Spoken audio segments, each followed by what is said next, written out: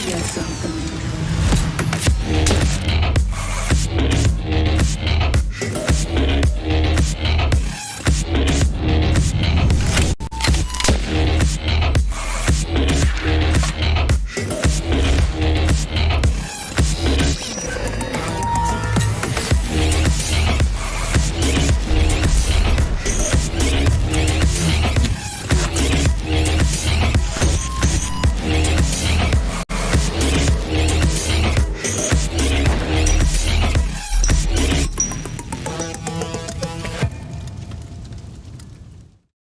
Hey, welcome everybody to the Titan series. We're back for season 1, week 2 action. I'm so excited to get into it. We've got an amazing update going on this week in the series, and we got some special folks to introduce here soon. But if you're just tuning in for the first time, you gotta understand what we're doing here in this PUBG Mobile League. Let's go ahead and talk a bit about today's format. This is the Titan series. Mobile gaming's ultimate esports showcase. Teams will battle for ultimate battleground supremacy and a prize pool that stands at $2,000. Each Titan Series season is 4 weeks long, and teams will play in 2 divisions, the Premier Division and the Challenger Division. Both Premier and Challenger teams will play in the Qualifier stage that spans the first 3 weeks of the season. From there, the top 12 teams from the Challenger Qualifiers will join the bottom 4 teams from the Premier Qualifiers to play in Week 4's Challenger Finals. In the Challenger Finals, anything can happen, as the top 4 finishers will join the Premier Qualifiers top 12 in the Premier Finals later on in Week 4. The prize pool will be divided amongst the top 3 teams in the Premier Finals, and the top 12 Premier Finals teams will be guaranteed a slot in next season's Premier Division. In the Titan series, the stakes are always high, as teams have the ability to climb up or plunge down the leaderboard. If you think your team has what it takes to compete at the highest level, prove it. Sign up to play by visiting titanseries.gg. You can also stay up to date with your favorite teams, look up detailed team and player statistics, and even grab custom Titan Series player cards to share with the community. This is the Titan Series, forged in fire. Amazing. Super excited to watch season 1 as it progresses. We got some teams kicking some major butt this week, but we also have some teams lagging behind. We'll talk about that here shortly. But first, why don't we welcome in some of the talent for this evening? We've got ourselves some fresh new faces as well as some familiar ones. We've got Hot Jukes, we've got Winsanity, and we've got Neptura Network. First and foremost, we've got to introduce Win to the Titan series. Win, we've obviously done a ton of PUBG Mobile stuff together over the years. I'm so excited to have you here today. Tell the people what's going on. What's up, everybody? Yo, I'm so happy to be back with all of you guys. It's been a little bit of, it's been a minute since we've casted, but I've been following the Titan series along ever since season 0, and the production, the teams, man, this is top notch, and you just know I had to get involved. Heck yeah, dude. Super, super excited to have you. Jukesy, welcome back, my man. We're going to be getting into the thick of it. Saw some clips this week of you on social media hyping things up per usual, man. If you guys haven't followed the Titan series on social media, definitely do that at Titan Series GG on all social platforms. Really appreciate that. But Jukesy, what's going on this evening, my man? What's up, Big Papa? My dog's excited. I'm excited. Bro, I have been sitting here waiting for the past 4 hours just to be able to cast this tournament with you, PB. I mean, I couldn't be happier to be here, and I'm pumped. You are flat out lying. I feel like the dogs over there just chewing on the cords, causing a little flicker, whatever. It's all good. We've brought Neptura back to Earth this week. Welcome, my good friend. How are things going? What are you looking forward to tonight? Oh, all kinds of things, PB. All the action. I mean, if season 0 and week 1 of this season are anything to go by, I think we're in for a great 4 games coming in here tonight. I'm looking for a lot of stuff, honestly, from a lot of different teams. I'm sure we'll get into all that a little bit later on with all the standings and everything, but I'm expecting a lot of high action coming in here tonight, PB. Heck yeah, you said it. We are expecting Some amazing action tonight. The standings, though, we got to catch up on what went down in week number 1. So if we could pull up last week's results, essentially, we see right here a couple of really kind of shocking things, to be honest with you. First and foremost, we did have one team drop out, and they will be replaced this week by Excuse, who's being called up from the Challenger Division. So congrats to Excuse. But a couple of things that I noticed right off the bat here, Hot Jukes, we've got C4 topping the charts after winning the Challenger Finals last season in Season 0. They are not slowing down so far here in Season 1. So C4, a definite notable story that we've got to talk about here shortly. But another one in addition to them are Execute at the bottom of the tables, but I think even perhaps more surprisingly is YKG, the defending champs from Season 0. They are on the bottom half of the table right now. So a couple of things to keep our eye on this evening here. But Jukes, I got to ask you, how is this shaping up in your eyes as we take a peek at the overall standings here just after week 1? I mean, I was excited to see how the teams from the Challenger Division would fare here in the Premier, but C4 just went nuts. They said, you know what, don't worry, guys. All those, teams that have dominated this series before, in PNPL as well, we're going to prove that we're here to play. Now, the question is, PB, right, can they continue this ferociousness that we saw last week? That's going to be my big question, and I think if they're they have to do it right at the start. They got to get after it from the jump. As you can see here, JP47, one of the key players last week for C4. That nade looked a little sketchy going out, but it connects. JP, though, consistently, as you can see here, getting the team into solid positions, getting to high ground, and not shying away from fights, even against the likes of NHyper here, which most conventional wisdom would tell you NHyper's going to have the advantage in that head-to-head fight. But C4 just not taking no for an answer here, really coming out with a strong first week. So another team to take a peek at here was Dauntless Neptura. I know we had spoke about them a little bit last week as well. We did. You see them on the receiving end here. We'll keep an eye on them. But again, do you expect C4 to have a repeat performance? Or do you think they're going to come back to earth a little bit with you?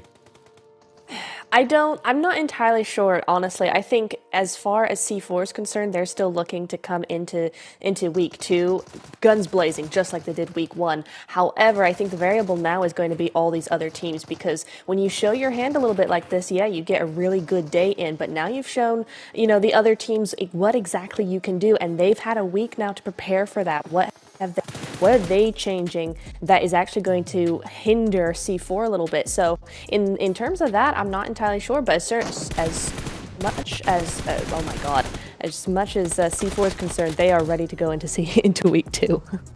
All good here. Win, I got to ask you, obviously YKG not having, the week that they would have hoped for to kick things off, but if any team can pop off, it's them. I got to ask, though, in the context of C4, a team that was in the Challenger Division last season, isn't incredibly well known, similar to a YKG. What is it like to have a target on your back now? They definitely aren't flying under the radar anymore as we check these head-to-head stats. Gotta ask, is that a position you think they want to be in, or are they trying to fly a little more quietly? Yeah, that's a great question. I mean, when you are in that top spot, like you mentioned, you're going to have a target on your back for sure. If everyone's trying to claw up the leaderboards, I mean, what better way to do that than take out that top team?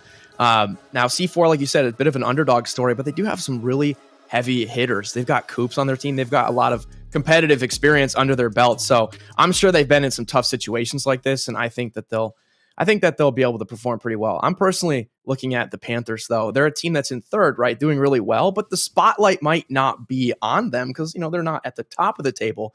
And I was checking out their stats on the website, by the way, which is a phenomenal resource. You guys should check it out, titanseries.gg. And I noticed that Quan for the Panthers is leading his team in every category: damage, elims, survival time, you name it. So let's see if Quan's going to pop off today as well. Definitely a guy to watch. I love the call out there of the Panthers. That's one team that I know Jukes has been pulling for quite a bit. We've got, in addition to Quan, you've got Nasty Nate over there just absolutely destroying on the regular for them, also being in his fair share of highlights last season. So the Panthers definitely have the tools, I think, to bring like a really competitive game to the table. Obviously, it's anyone's ball game here in week number 2 as far as season 1 goes. Would love to check out the maps that we have in store tonight so we can see exactly how this is going to go down. Obviously, here in just a few minutes, we're kicking off on Erangel. We're preparing for battle now. The teams are strategizing, settling any final plans here. And I expect to see some fireworks in game number 1. Some teams have some scores to settle and some climbing the ranks to do. And we've got some teams that are trying to prove that they belong and that they should stay on top as well. So Erangel to kick things off. Got Miramar coming up next after. This week, we've got Vikendi back in the rotation, taking the place of Sandhawk. So the snow is a go. We are going to be heading to the land of Vikendi. Very excited about that. And obviously wrapping things up with Erangel in just a little bit. But before we go to our first game of action, we've got just a couple minutes left. I got to get your guys' take.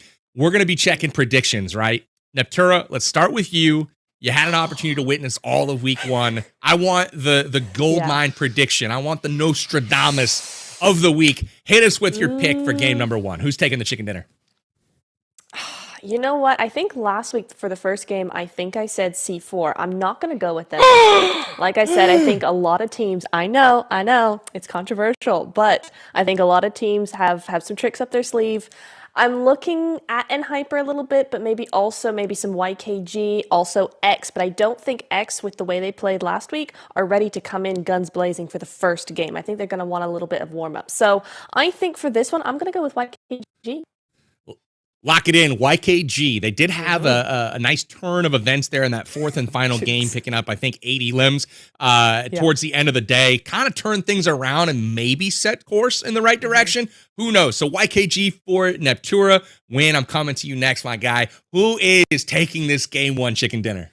I'm thinking Enhyper. I watched last week's broadcast, and these guys looked really great. They got a chicken dinner. Right? Remember, there's only 3 teams in the leaderboards that even have a win right now. So they've tasted chicken. They know what it's like, and they can do it again. And Chiffon and crew, I think they're going to get the dub here.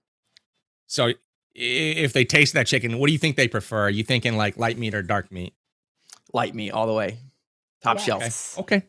Fair enough. Fair enough. Win in Hyper. Light meat. It's coming up. Hot Jukes, coming to you, my man. Both what wrong. do you got for predictions? Both of them are so wrong. It's crazy because JP stands for, hold on, ginormous passion. And that is what C4 has. That's right. Because they dominated in week 1.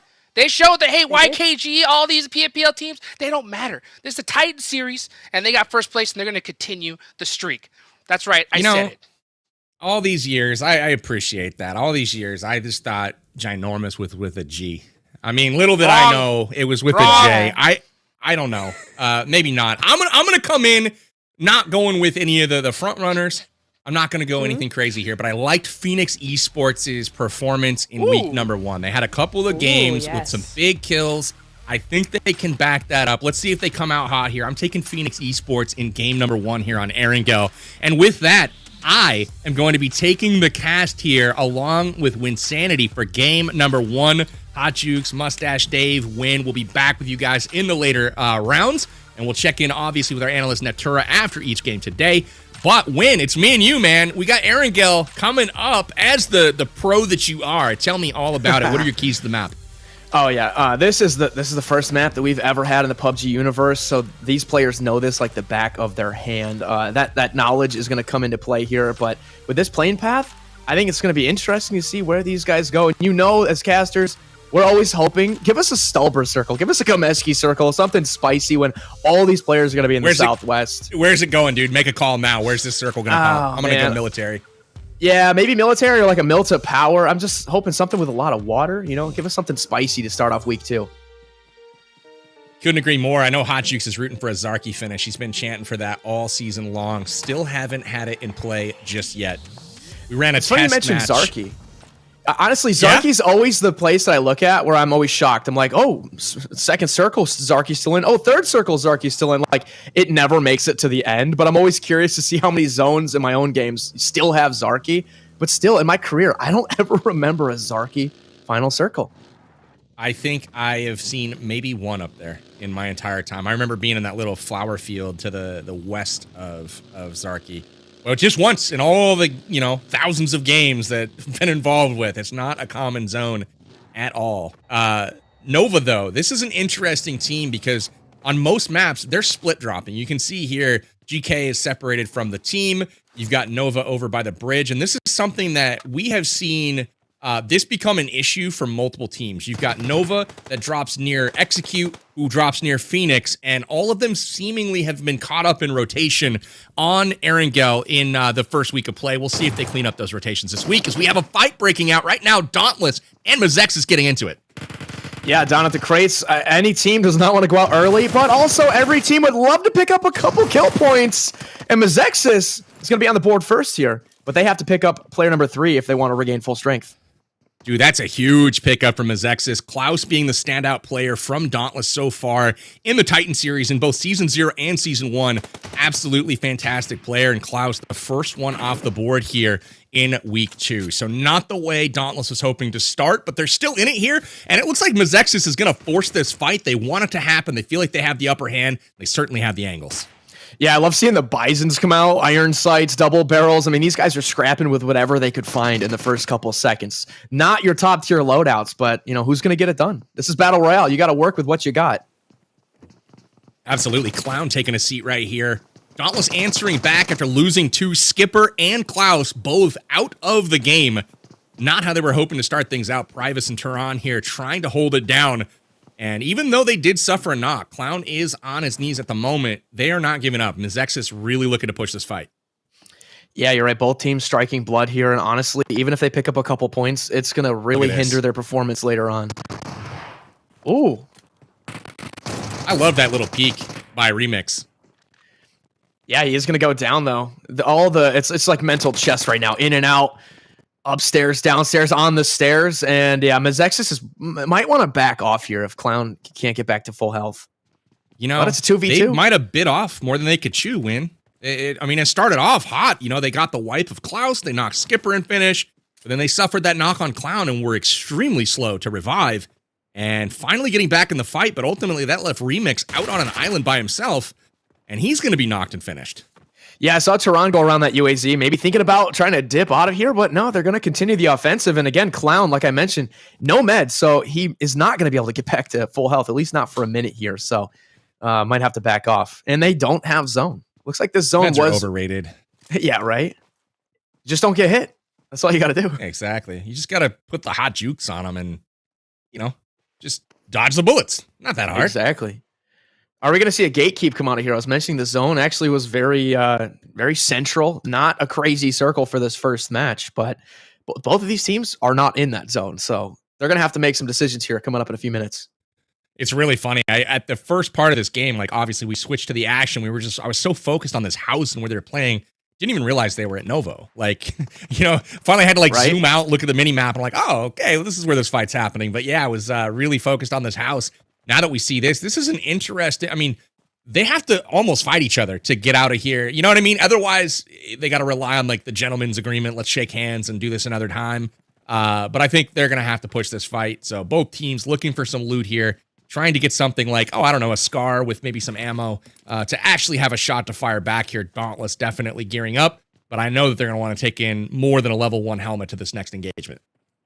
Yeah, and considering both of these teams are in the rankings, 2nd place and 7th place respectively here for Dauntless and MEZEXIS, this isn't exactly a fight they need to take. But like you said, let's see if they live to fight another day and, gentleman's agreement and move on and try to get some placement points. Because remember, going out now, nobody wants to do that. Yeah, I was going to say on the mini map, I was seeing some little blue circles come into the mini map there. What? I didn't want to believe it, but we got another team rolling through. Maybe they landed South Military. Look at Fishy, though, on the mini-map. He went to the right and is behind MEZEXIS right now. Yeah. I don't know if they know that this team is there or if they're just coming by to loot. Like, clearly they're going to see open doors and loot and realize that someone was here. But Dauntless, at this point, they're like, yeah, we're out. Bye.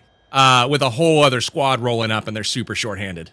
Yeah, Dauntless getting the heck out of there just in time, leaving MEZEXIS to get kind of picked off probably by this other team that's moving in. But this does not look good for MEZEXIS. Yeah, going prone right there. This is pretty much all that they can do. I'm sure there's going to be signs left behind, like you mentioned, open doors, not as much loot. This team is going to be aware that there was definitely a scuffle here. And if they see those dead boxes, that's going to be a big giveaway. Absolutely. I'm seeing the kill feed right now. We've got BOPE taking on Excuse, and I'm not sure where that's going down at the moment, but Excuse getting a warm welcome to the Premier Division, immediately getting wiped, not quite to completion, but they're in a tough spot right now as BOPE has really dropped the hammer early on. But here we go. We've got the Wanted Vigilantes entering in. Soulfly with no gun out. Oh, Clown. Okay, he did get it. He's going to get the kill point, but that just alerted the rest of Wanted Vigilantes that there's somebody in this warehouse. And Vigilantes are in 14th. They want to get these points. They're going to be a team that's hungry, so they probably won't back off from this.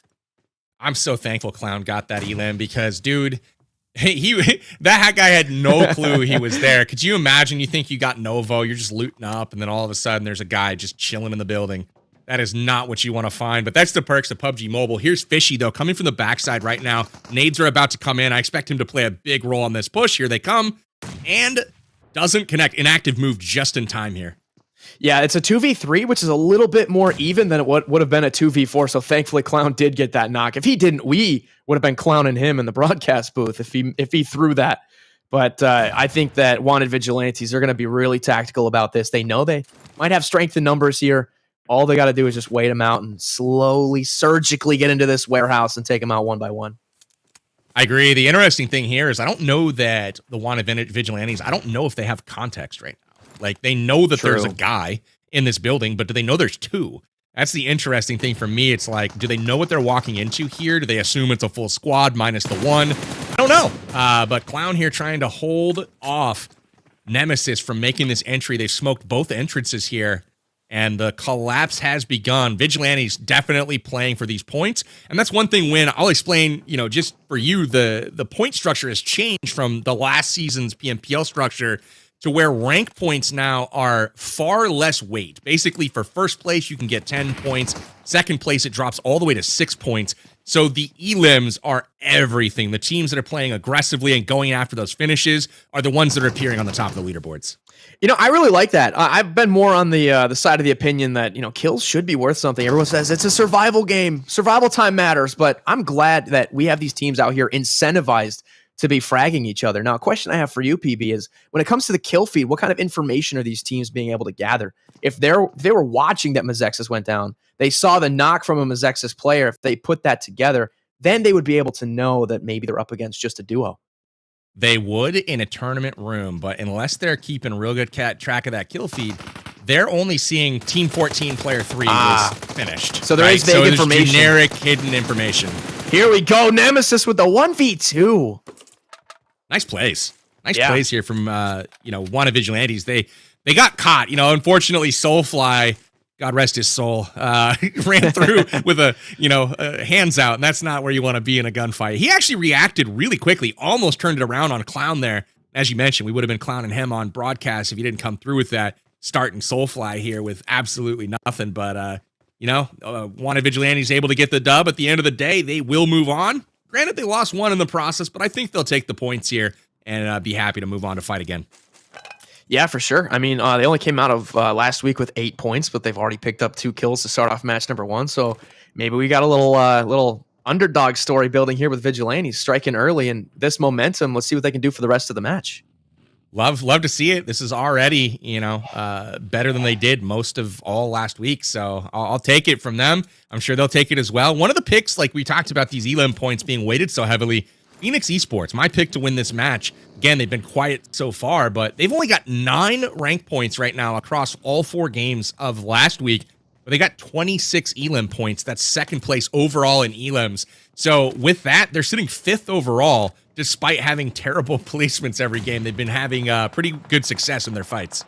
Oh, here's Panthers, by the way. I called these guys out, but they're not having a great start here. They've already lost a player. Nate's going down, and they might have to just back off. Zuko getting hit with a frag. Here comes the push right now. This is nice K9 Esports. Esports. Oh, man. Hockey Sour delivering the Uber. Oh, wow. And he's going to hop out and get the next one, too.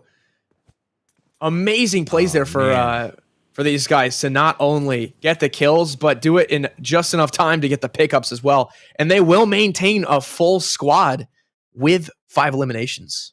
Impressive. You know, this little hill win, I don't know about you, but I have the damnedest time with third parties on this exact spot. Like, I feel like every time you fight here, somebody rolls up, and I'm just waiting to see who's in the vicinity that sees smokes out here. And I was just like, let's go take it to him a little bit. I don't know about you, but that's something that I always get caught at this exact spot. And here comes the shots in from Young Kings in the distance. Chico delivering them. We'll see if they actually get the third party on. He's definitely called it out, and K19 might have to take refuge here in this compound. Yeah, honestly, having YKG not have such a great week last week, they're probably looking to come out and make a little bit of a statement. They won last season. They know they can perform. They know they've got it in them, so let's see if they can just get back in the winning column and kind of re-cement themselves at the top of the table. So they might want to come out and be a little aggressive here, set the tone. Ooh, that's not good. Stolen kill there. 24K True. finishing GK. Mobility was the team. It was Blinky that got that knock onto GK, but YKG says absolutely not. You're not getting those points. We're going to put that in our column, and you love to see that aggression there early from YKG. Yeah, I was just calling it out, and they really they backed me up there, stealing kills, being a little thieves out here on the battlegrounds. But every point matters. Oh, and now Trey trying to run away. Will this frag catch him as he tries to get away? Ooh, might just get over that hill. Yeah, I think he's gonna be safe for now. I think I heard a pop tire. Safe for now is the key words, but mobility here. This is a team that has been painfully mediocre the last season or so, riding that threshold, right? 12th to 13th, basically every single game without fail. And here they sit this season, starting today in 13th place. But unfortunately for them, they have drawn the attention of YKG early on in this one, and they weren't even able to finish their knock on GK, which I was hoping to see them gain a little bit of momentum. While they did get the knock, unfortunately unable to get the finish there, as Fears that gets retaliated on by in Hyper. I love seeing the fact that we've had 19 deaths so far, and we're still in only stage 2. And to your point about eliminations being weighted more than placement, this is the direct result. We see more aggression early on, and when you have a more heavy placement weighted point scheme, you don't get this early action. Everyone is just waiting to the end because they want to try to, get those placement points. But instead, now we got teams fragging out, and this is really an enjoyable Erangel match for match number 1. Absolutely. One of the other things too about those, elims and the aggression and whatnot, it's also resulted in shorter games. I've noticed that games are going like 22, 24 minutes on Erangel, which is like really interesting because if you like really wait it out and camp it out, you can push those easily over 30 minutes. And that is not something that was uncommon in seasons past.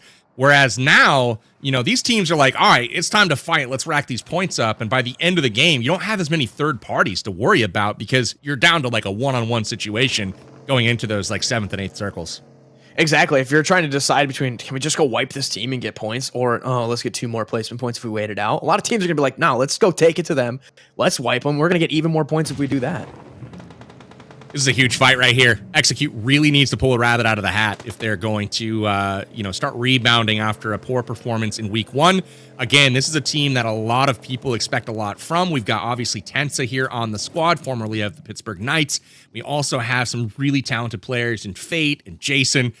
They are looking to do damage. Week 1, they didn't have it, right? 5 points scored overall in week 1. That includes rank. It includes the elims. 5 points, and that's something that ultimately that's just not going to get it done. And this is a team that does not want to be relegated. I don't see how that could possibly happen, but they've got to turn it around and prove they belong. Yeah, exactly. It is demoralizing when you know you can perform and an entire week goes by and you only gain single-digit points. But it's to their competitive mentality to bounce back. Are they veterans of the esport, veterans of the game, where they don't just let one bad week affect them? And we will see. We'll see how they perform today and turn it around. I mean, it's only been 1 week. So however the table looks, it can be flipped on its head with just 1 more week being added in. Absolutely. Couldn't agree with you more, Win. We got the map up on the screen. The zone is pretty forgiving right now. Very central, no hard shifts either way. Basically everyone in the circle at this point. You can see Dauntless finally making their way in. They chose to go all the way to the other side of that bridge from Novo to squeak their way in. And they have made it alive, which is what they were hoping for with that disengagement earlier. And now these teams will all be jockeying position. I feel like this next circle shift, hopefully it's a doozy and we see some scrambling to pick up that position where it's going to be most effective. Yeah, so just 10 seconds for this next zone to pop. But honestly, looking at that map, it didn't seem as congested as it normally would. It's the fact that we've got 20 people already eliminated, and you're starting to see some teams already adjusting their strategies. We've got one player as a solo, a couple of duos. A lot of teams are not at full strength. And as soon as you lose one or two guys, and switching train of thought here, I was hoping for that exact zone. I didn't say it, but I wanted that river to be a factor. It was really the only geographical thing that is left on this circle to mess with them, and we got exactly that.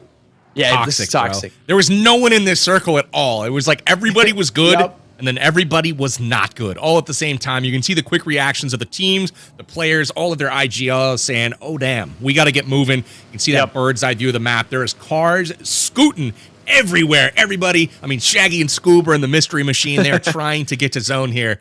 And looks like the Golden Eagles on the top of Rozhok Hill here got a really nice bird's eye view, but ultimately may not have the most cover. So we'll see if they get crashed here. Yeah, exactly. As soon as that zone popped, almost every single player icon turned into a little steering wheel. I'm talking like at least 30, 40 vehicles at once just got the engine started and rolling in. And here we go, Vigilantes picking up potentially some more points. These guys bottom of the table, but they're not afraid to come in here and try to shake things up. No, they're trying to put some points up on the board, trying to change the narrative here in week number 2. Steve-O, this man, the freaking enemy of broadcasters worldwide.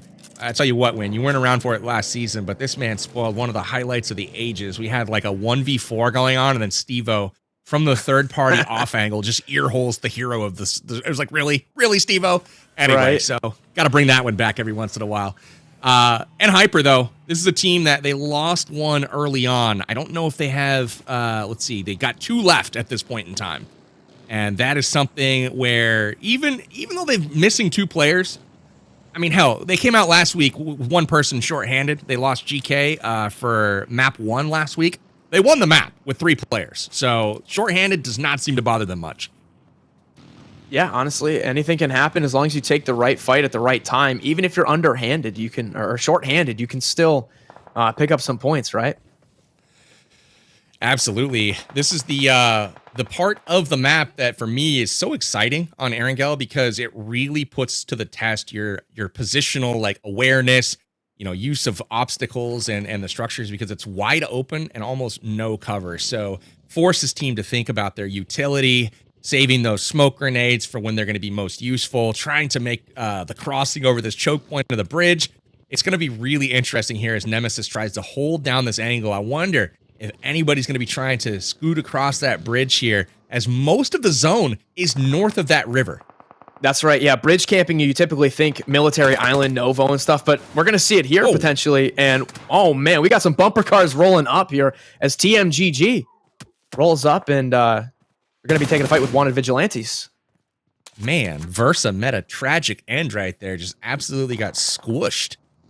Bumper cars is right. That'd be like what I'd be trying to do on the go-kart track here is BOPE closes in behind. Hotzada getting the run over. And he might retreat here. I thought he might try to crash. You could see Daddy Wildo and Hyro off in the distance there. I thought they might try to support, but they're gonna hold the angle, that northern part of the zone here, as Mobility finding themselves sandwiched in the middle. But they do have a little bit of cover that should provide them some solace here in the meantime. Yeah, I love watching pro players make the most out of seemingly nothing. I mean, they play these maps so much in a competitive setting. They know that if I have this little ridge that's 5 feet tall next to a rock, they're like, perfect, that's all we need. Smoke it out, put the cars in there. Like, they can make the most out of literally nothing. I'm more of a casual player. I rely a lot on compounds, actual true hardcover like warehouses. These guys, they make a rock work for their whole team. It's crazy. Absolutely. XQS just had their last member eliminated, so they'll go out in 14th. Again, welcome to the Premier Division. Unable to pick up any points this time out, but it's early. We're still getting our feet wet for sure. Excited to see what they can do as they've been a solid performer in the Challenger division. We have another fairly hard shift here. And again, River still in play. We've got that bank on the southern side still in play. One of the teams, though, that I look at right now is YKG on that southern side, controlling that choke point of the bridge with N-Hyper on the ropes. They've got teams knocked here, QZZ down in front of them, and we'll see if they can secure that southern part. How about that solo from Dauntless? You see him right here, Tehran. Every car's driving over him as he's working the underside of the bridge. What a sneaky little spot. We'll have to see if he can make it up into the placement as just a solo.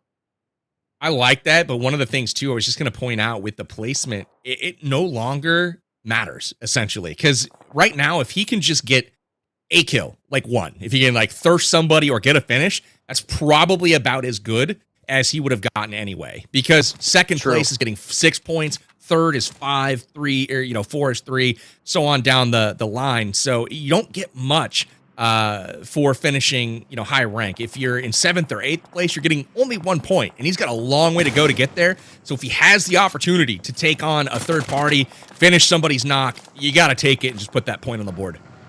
Yeah, true. And it's funny, Kindness is popping some shots, almost like baiting people, saying, hey, push me if you dare. And they're daring, and they call this bluff. He's on the run now in the corner. Can he 1v3? Kindness wins these. Oh, no. Good push there from Dope. That was solid. Kindness found himself in 2 1v3s last week against Execute both times and won them both. It was not that kind of week for Execute, but Kindness no wonder able to pull the rabbit out of the hat. No wonder Execute has only 5 points, man. If they got shut down in 2 of the games like that, that is unfortunate. Yeah. YKG, tough. I think they moved in and evicted Dauntless, but they're still up. Tehran is still alive, but YKG has now taken this bridge, I believe. Or maybe I think it might be different bridges. Yeah, I think it is. I think Tehran is up on that more eastern bridge. That's right. On the other side, but still interesting. I thought he was under this one just from the look of it earlier. I think he was just out. I think it was that bridge on Roz. So he's going to have to come in a little bit. Look at this, going prone, here. Going up and down, hitting like the burpees on top of the UAZ. I love this strategy. Uh-oh. Getting the frags underneath. Love the finish. Golden Eagles here on the push. They might regret this, yeah. Oh my god, TMGG making light work of these boys. Those Eagles have been grounded. The wings have been clipped. The Golden Eagles are back to the lobby. 10th place, no points. It's unfortunate for them. Mobility there, I was actually concerned about them going outside of the wall. Thought that was a bit risky, but they made the most of it. Got, Golden Eagles taken care of with relative ease here.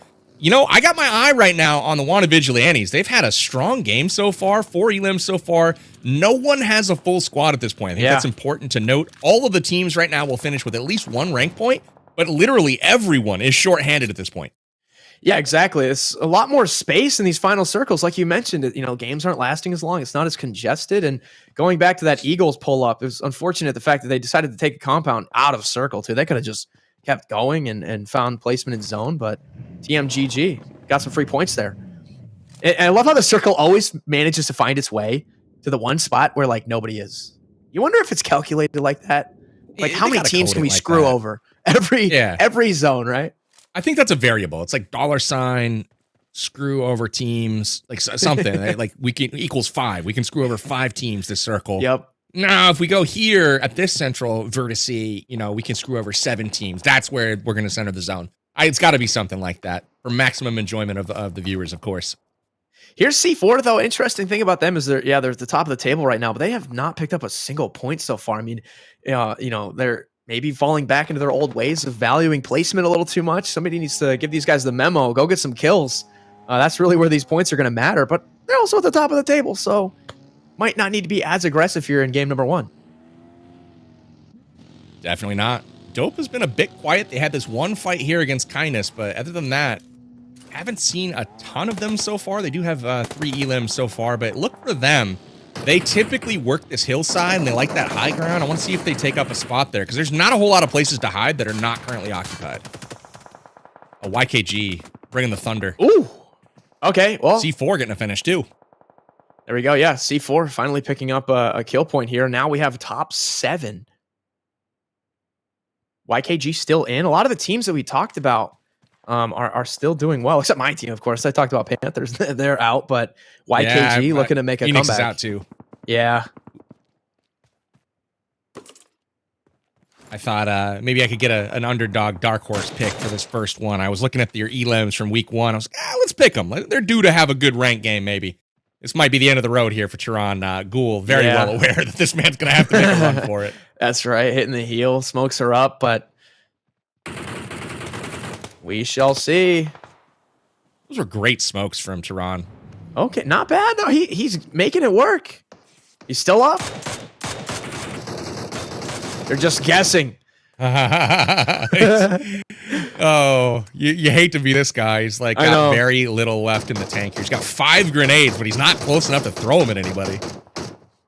Honestly, good on Tehran, though. I mean, as soon as you're a solo, go find the utility. I've seen guys fill their bags with like 10 first aids, 50 smokes. Just, you never know when you're going to need it. And it's time to cash in, open the bag, start using everything, and he's still alive.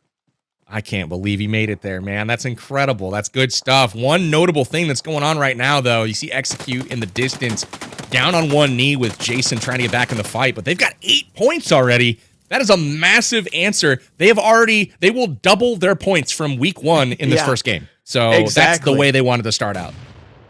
Yeah, they needed to have a match like this to really turn the tide, and that's exactly what they did. Dauntless still alive, and Vigilantes, they were in 14th. They're still up too. A lot of teams flipping the script here. But C4 is still alive as well. Might be able to shut down a lot of dreams. Execute goes out in 7th place. They'll pick up 9 here. So really nice work from them to start the second week in a positive fashion. That'll help them climb for sure. But now it's the story of C4 here. We got a top 5 placement going on. They've got one man down at the moment. They're trying to make something of it, though. I will say, when they have finished in the top 3 in every single map so far this season. Wow. And just like that, our last compound is no longer in zone. This is all field and rock for these players, and some trees. That's about it. This zone is trolling Pew so hard right now. He's just like, this might be it for me. I got to reload and just go out in a blaze of glory here.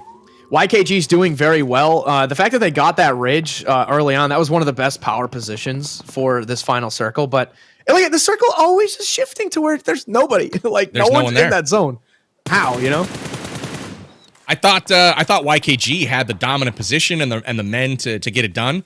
But now the circle, I think, favors C4 more than anything, and we are down to a one-on-one. Somebody is going to get a prediction right here. Will it be YKG or will it be C4? C4 now has gotten a top 3 every single game. That is 5 in a row from them, and they're looking for their 3rd chicken dinner of the Premier Division.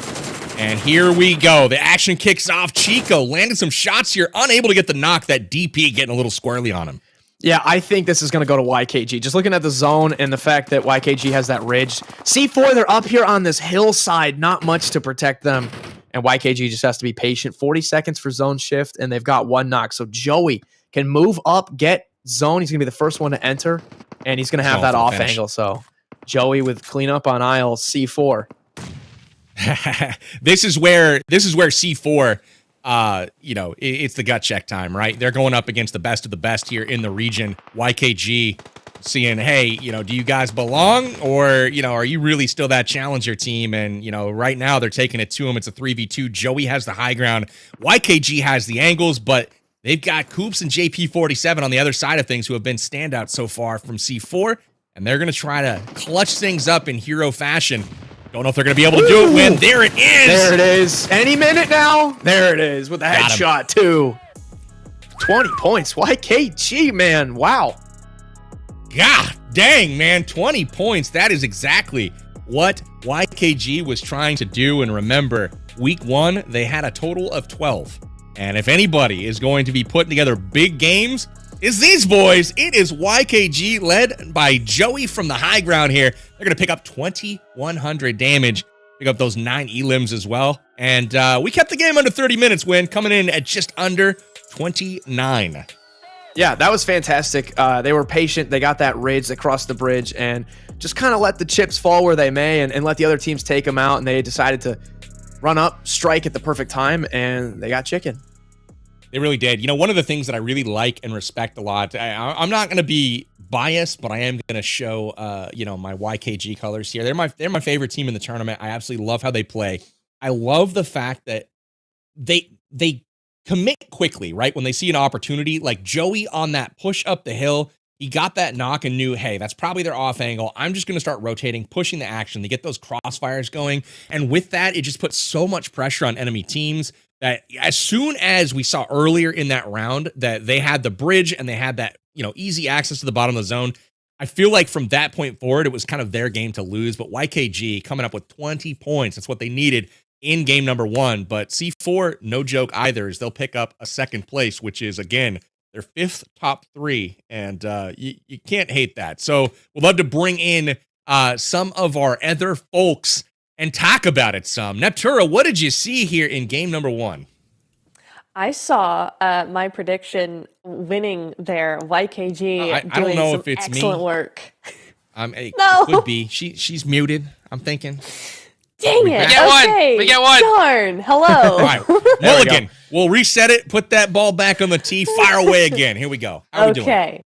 Right. I saw my prediction winning, PB. That's what I saw. That was very, very well done from YKG. Loved that end zone coming in. I would have liked to maybe see them come into zone from that south side across the river just a little bit sooner, but it ended up working out for them because that zone kept shifting north, so no one was actually really looking at that side of the zone anyway. So worked out in their favor, and honestly, I can only echo what you said, PB. They just did that so well. Joey with that off angle, doing something from there, and C4, as good as they played that, as well as they played that, they really just had no chance once it got to that stage in the zone. Yeah, that little ripple that YKG was largely able to hide behind proved to be better than the rock that C4 was hiding behind. Yeah. Kindness, unfortunately, here. Had the opportunity to go 1v3 again. And, his luck's got to dry up at some point, man. The guy's incredibly skilled, but just got pushed by too much, too soon here in Hyper. Not able to get anything going here in game number 1. Hot Jukes, your pick did not win. Neptura's did. She will be quick to remind us of that. How did you feel game number 1 went? What did you see out there? Look, YKG just got lucky, all right? The fact that they're, all their skills, all that stuff, right? It's all happenstance, right? This is the tight series. Sure. C4 are the true kings of this lobby. And you know what? I'm really proud of C4 allowing YKG to win that match, to give them some false confidence. At this stage, that's huge. Win, how do you deal with this troll here? I mean, he's flipping his colors so quickly. Last season, it was the Panthers. That was who was, God's gift to Earth, and now we're talking about C4. I mean, what gives here, dude? I mean, this is your first chance to sit in, watch the full broadcast. Anything stick out to you as far as teams go? What did you see out there? Honestly, this last fight, we're seeing it run back here one more time. YKG versus C4, 3v3. None of them had zone. It's really just a chess match at the end, right? It's like, get him into the corner, like you got the king down there, move, get a little ground until it's checkmate. And once they got that first knock and that flush, they just moved in, get a little ground, throw the frag, get the off angles. And it's very tactical, very surgical. And no surprise, YKG winning that first match. And they really needed that. They were champions last season, didn't have a great week 1, but now they're back up in the conversation once again.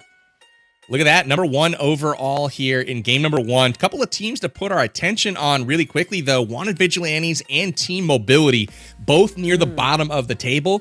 They have come out strong here in game number 1. Wanted Vigilantes picking up several points. Same thing there below. We also are on 9 through 16 now. Phoenix Esports, my pick did not come through for me. Boys, that's it. I'm not picking you again today. I'm going to be spiteful. We're holding a grudge. That's it. I wanted to see it here in game number 1.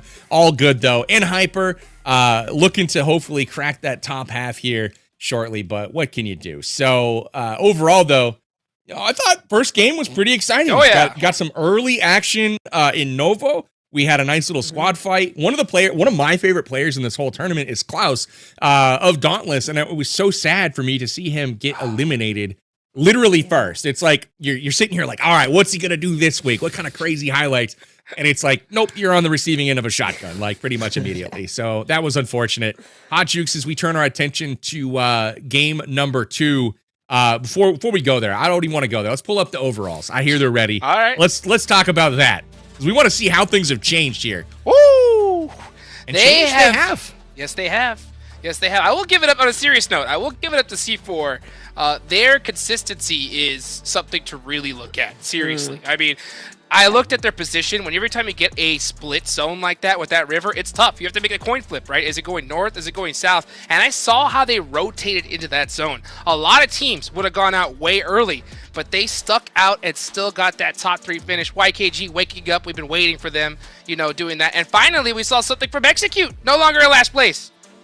No longer in last place by virtue of adding somebody from Challenger Division. Let's go, baby. I appreciate that for sure. One thing to point out here, with YKG in 6th place, they jumped from 10th to 6th in one game. And if you look at the distance between them and NHyper in 3rd, it's only 9 points. And if they can bust out one more good game, they can go from 10th to 3rd in 2 games. And I think that's clearly within their capability to do that. So Young Kings, they've got their sights set on the top of that leaderboard. One last little point here on C4 Esports, sitting at 64 points overall. You've mentioned their consistency, and one of the things that it has not translated to is an absolute ton of points. So they're getting a lot of their points from the ranking side of things and not so much from being heavy-handed on those elims. So despite winning multiple chicken dinners, being in the top 3 each and every game, they're not like blowing away the competition here that has actually had subpar performances or hasn't been, finishing where they would like to, because the elims that those other teams are putting up are helping to keep pace. And while they're, just out of, I guess swinging distance of C4, this is not a runaway train by any means at this point. So that's a little note from me, but I guess Win, what are your thoughts on that? You're going to have you and is it Hot Jukes, I think, for game number 2. I'm going to take a step back. It's going to be exciting as I get to watch you two fellas cast. That's fun for me, but I guess, let's go predictions here for game number 2. We saw the first game, right? Like, Win, tell us second game. I want you to get this one right, dude. Like, no more wrong choices. Predict it correctly.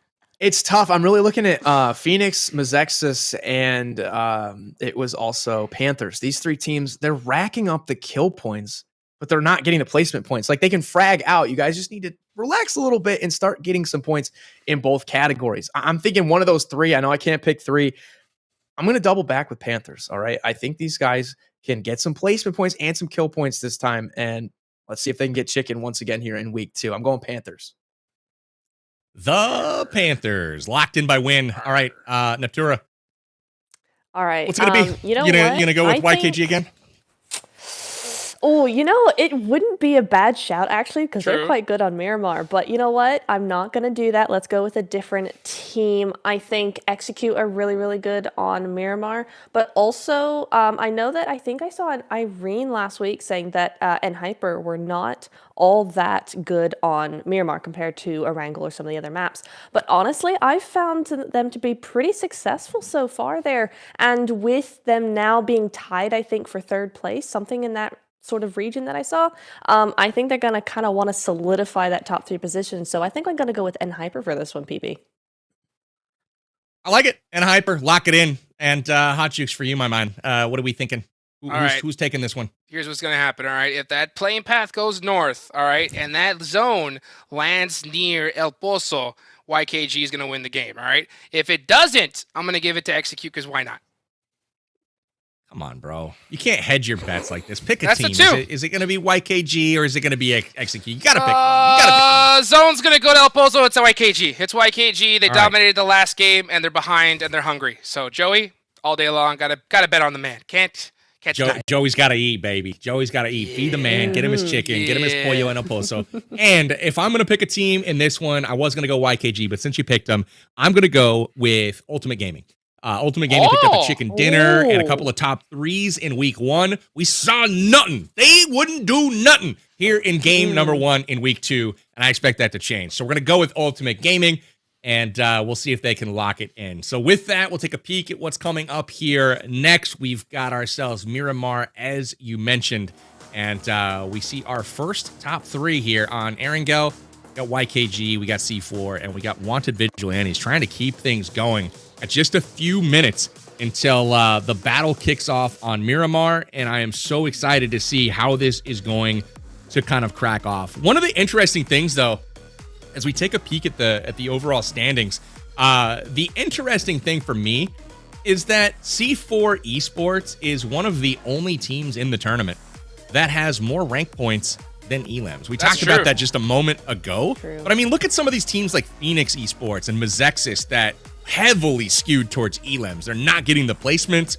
But look at C4, man. 37 rank points. Hot Jukes, what do you think about this whole trend? Oh, it's wild. It's like a blast from the past to older point systems. I mean, it's crazy to see that a strategy like this is still working, because for as long as this new point system has been in place, which hasn't been very long, right? We've seen teams just hard shift. They're like, you know what? We got to get those elims early on. Let's try to take a nice little third party. And that has worked. But C4 is proving that, hey, if you still could consistently land in that top 3, you're going to get it done. And they're doing it not with being zone blessed every game. So, I mean, that is something I think a lot of teams have to keep their eyes on. Absolutely. It's really interesting, you know, they are doing it. It's like when a game transitions from one meta to the next, and then there's still that one team that's kind of playing off meta, you know? Yeah, exactly. Like, I'm not going to just adopt this new style and go all crazy and crash every little thing and take every fight. I'm going to still play the circle. I'm going to try to edge my way in, and that's something that we've seen from C4. They're still playing these zones really effectively, and ultimately, when they choose to engage, most of their elims are coming in that final circle against like 1 or 2 other teams at the most. They're not really getting third party. They're taking the fights that are advantageous to them. They're, you know, getting the angles that are most, favorable to their team.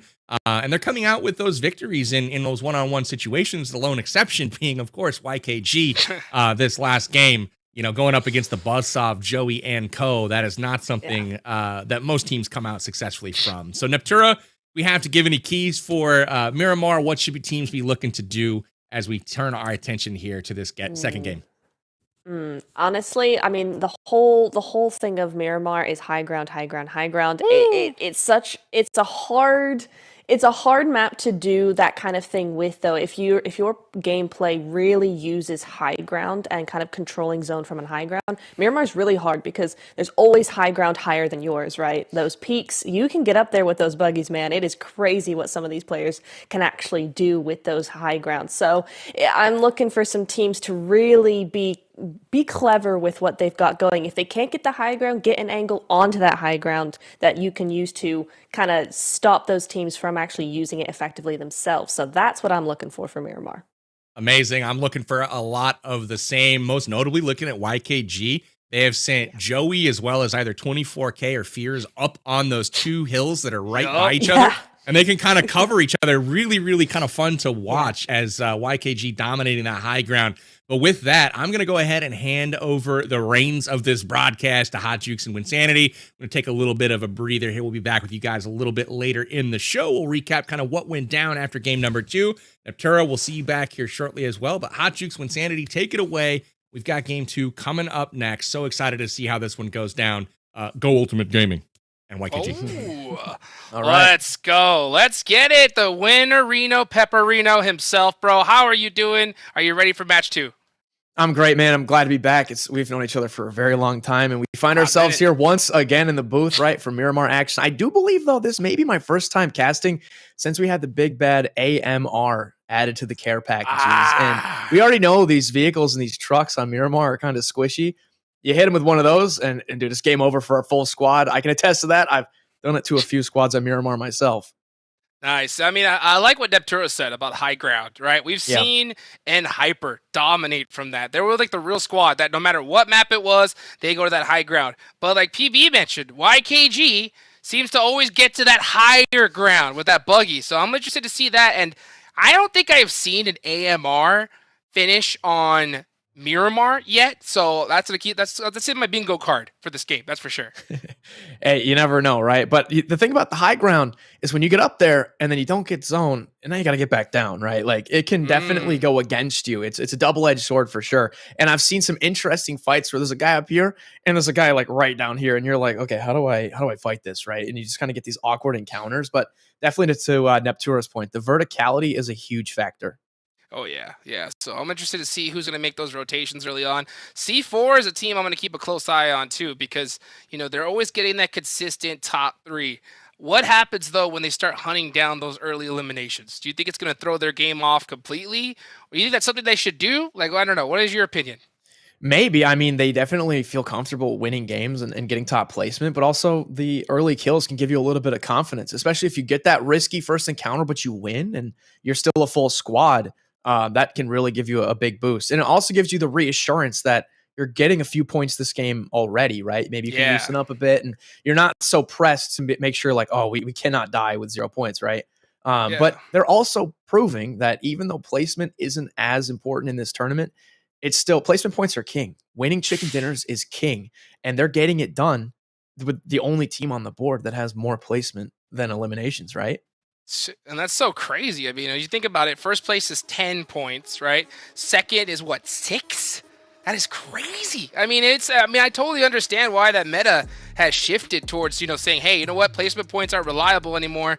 Let's go for a limb. But C4 is proving that it's otherwise, man. But I want to see them bust out a chicken dinner with like 20 eliminations. I think once they do that, they're gonna say, you know what? All right, I think this is the play.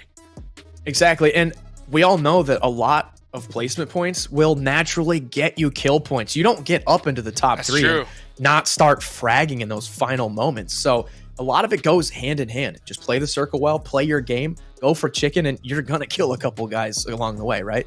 You're going to get them. You're going to get them, dude. I love the fact that AMR, right, is a one-tap finisher when knocked. I think that's something PUBG Mobile needs to do with all sniper rifles, right? At least bolt actions. Is if you're knocked, one shot, done, right? I think that is a big play because, man, I've seen it too many times where someone gets that knock with the Car 9 and then just tries to have to 2 or 3 tap them. That's ridiculous. But here we go. The desert, baby. Let's get it. Miramar is going to be hot. I have been warming up to these desert maps more and more, honestly. It's not one that I play too much, but every time I get the chance to watch these top talent competitive teams duke it out in the desert, man, I love it. And it always makes me just want to jump in and queue up for Miramar for sure.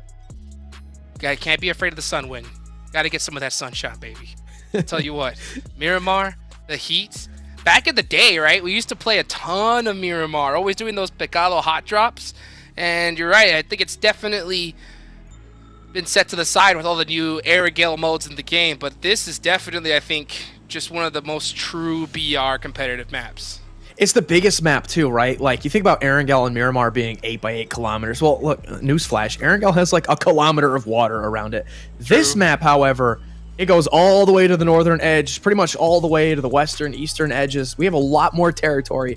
And with only 64 players or 62 here in this match, we might have a bit of a quieter early game. I know we talked about that Erangel match being pretty hot early on. We had 20 players off the map, within the first 2 zones, but might not see that occur here today, especially with a middle path right up the center of the map. This is going to mean that almost all locations are accessible to all of these 16 teams. You know which location isn't, Win? El Pozo.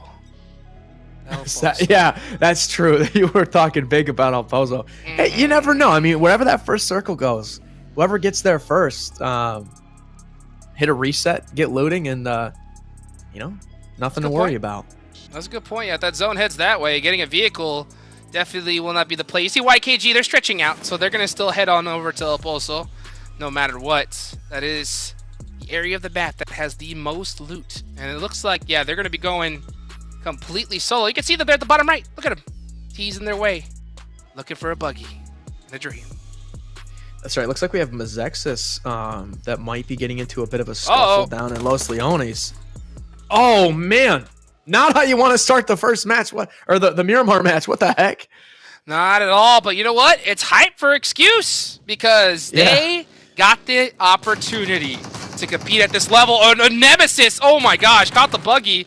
But I think that's an AK blasted at him. I'm surprised they didn't knock out one of his tires. Yeah, I know. Imagine finding an AK that early on. That's lucky. Feel bad for Nemesis, man.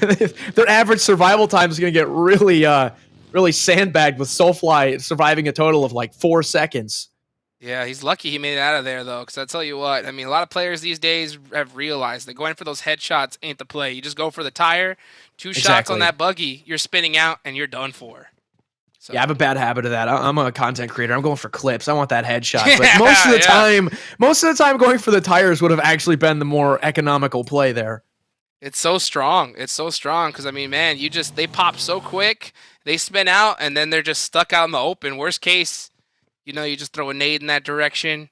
And Nemesis didn't have anything to his name, so he would have been definitely done for. Oh, dude, you pop the tire, they spin out, and they spin, they're facing you. It's right there on a silver platter. There's the headshot you were looking for, Take it to the bank. Take it to the bank, baby. See that? Huh? Excuse, baby? That's his name. So do you think we will see? I know I mentioned the AMR. It's not as easy to acquire, but DMRs, sniper rifles, it's always the classic talking point with Miramar. Not going to see as many, maybe SMGs or at least like DBSs. Like some of these guns that have been emerging as very powerful up close. Well, sometimes you're not up close on Miramar. It's just the fact of the matter. Miramar is that map that you just want to be as looted to the teeth as you possibly can. And speaking of baby goes down to fishy, so it looks like Wanted Vigilantes gets a little bit of revenge. Both those teams are going to rock 3 players for the rest of the match.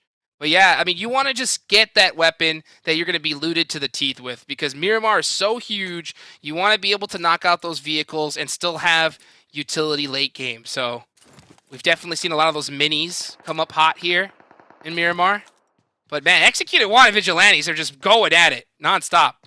Yeah, XQS, I wanted to point out, that was their first point of the whole tournament. They came up here from the lower division, and that was their first point, and now they have their second point. Excuse Matt, dancing at him. Dancing on him. So, Excuse gonna rock 2. At this point, they should be most likely hunting down Wanted Vigilantes. Nemesis has to play this very quiet, because if Excuse realizes that he's there, they're gonna full send on him. Oh, he's gonna throw a nade too? No way. Oh, man. Yeah, don't do it, bro. He throws that nade, he's done for. Tell you that. All these guys need to do is get, up into the top 12 in order to solidify kind of that top placement for our structure here. But that's not too hard to do. So if they can pick up, they've already got 2 points. If they can pick up a few more, that should move them up the leaderboards with next week to play as well. Heck yeah. That would be huge for Excuse. Plenty of time. Yeah, there's plenty of time. So far, those teams at the bottom haven't really put enough points to really, like you mentioned, make it impossible for them to do it. So if they're able to continue here, get this third player from Nemesis, and then go on and win this game, I mean, yeah, they're definitely in contention for top 12, pretty much right off the rip. Yeah, I mean, really, our cutoff right now, 17 points. That's not a crazy mark that they could hit today if they really just have 2 good games. Heck, 2 or 3 good games for sure. Yeah, right. One good game, you're right. I mean, it's going to be hard with 3 players, but at the same time, True. It is possible. Steve-O is going to probably... He's trying to figure out a way to support Nemesis to get there safely, but Nemesis is completely stuck. You can see Excuse, they're hunting down. They know that there's one player that has been chilling here this whole time, and they're going to find him in the next few seconds. Are they going to hear that pin pull, though? That's the question. Oh, they heard it. He's moving. Oh, yeah. Okay. It's on. He's like, I'd rather go down fighting than laying on the floor like a snake. That's right. 50-round Tommy, though? Full health? I think my money's on Nemesis, man. These guys, really? They played well last game. They got into some close quarter scuffles early on, and they were able to persevere. Let's see if he can do it again today. If his homie, too, from Vigilantes, if he can come up and help him out with a little bit of support. Steve-O's going to have to come up with a real cheeky off angle here, because this is a tough building to support. But, if he can catch Excuse, like right there, through a door, that could help it out. He tagged him a lot, so he's going to be giving those comms to Nemesis. I wonder if Nemesis is going to actually risk a jump out here. Yeah, he could have made a play off of that. I don't think he's going to go for it. Yeah, Steve-O has to make a decision. Do I help out and full commit and risk us both dying, or do I abandon Nemesis? Same thing goes for Excuse, right? Like, do we want to continue to waste our time? Oh, look at that! The vending machine! Always love to see it. Always stop for a drink, right? You've always got time to grab a quick beverage. That's right. Stay hydrated. Very important. Safety first, then teamwork. I'll tell you what, though. Every single second that goes by here is just horrific for both these teams. Exactly. You're burning your utility, your meds, your vest is getting shot up. You're not really getting prepared for mid-game. It's all getting wasted right here. wonder what Nemesis is going to do. At a certain point, you have to commit to a play, right? Excuse is going to just sit, wait, throw utility, try to get lucky. But at a certain point, you have to make that commitment. And that third player of Excuse on the hill, he's the one that's really shutting down Steve-O. Oh, there it is.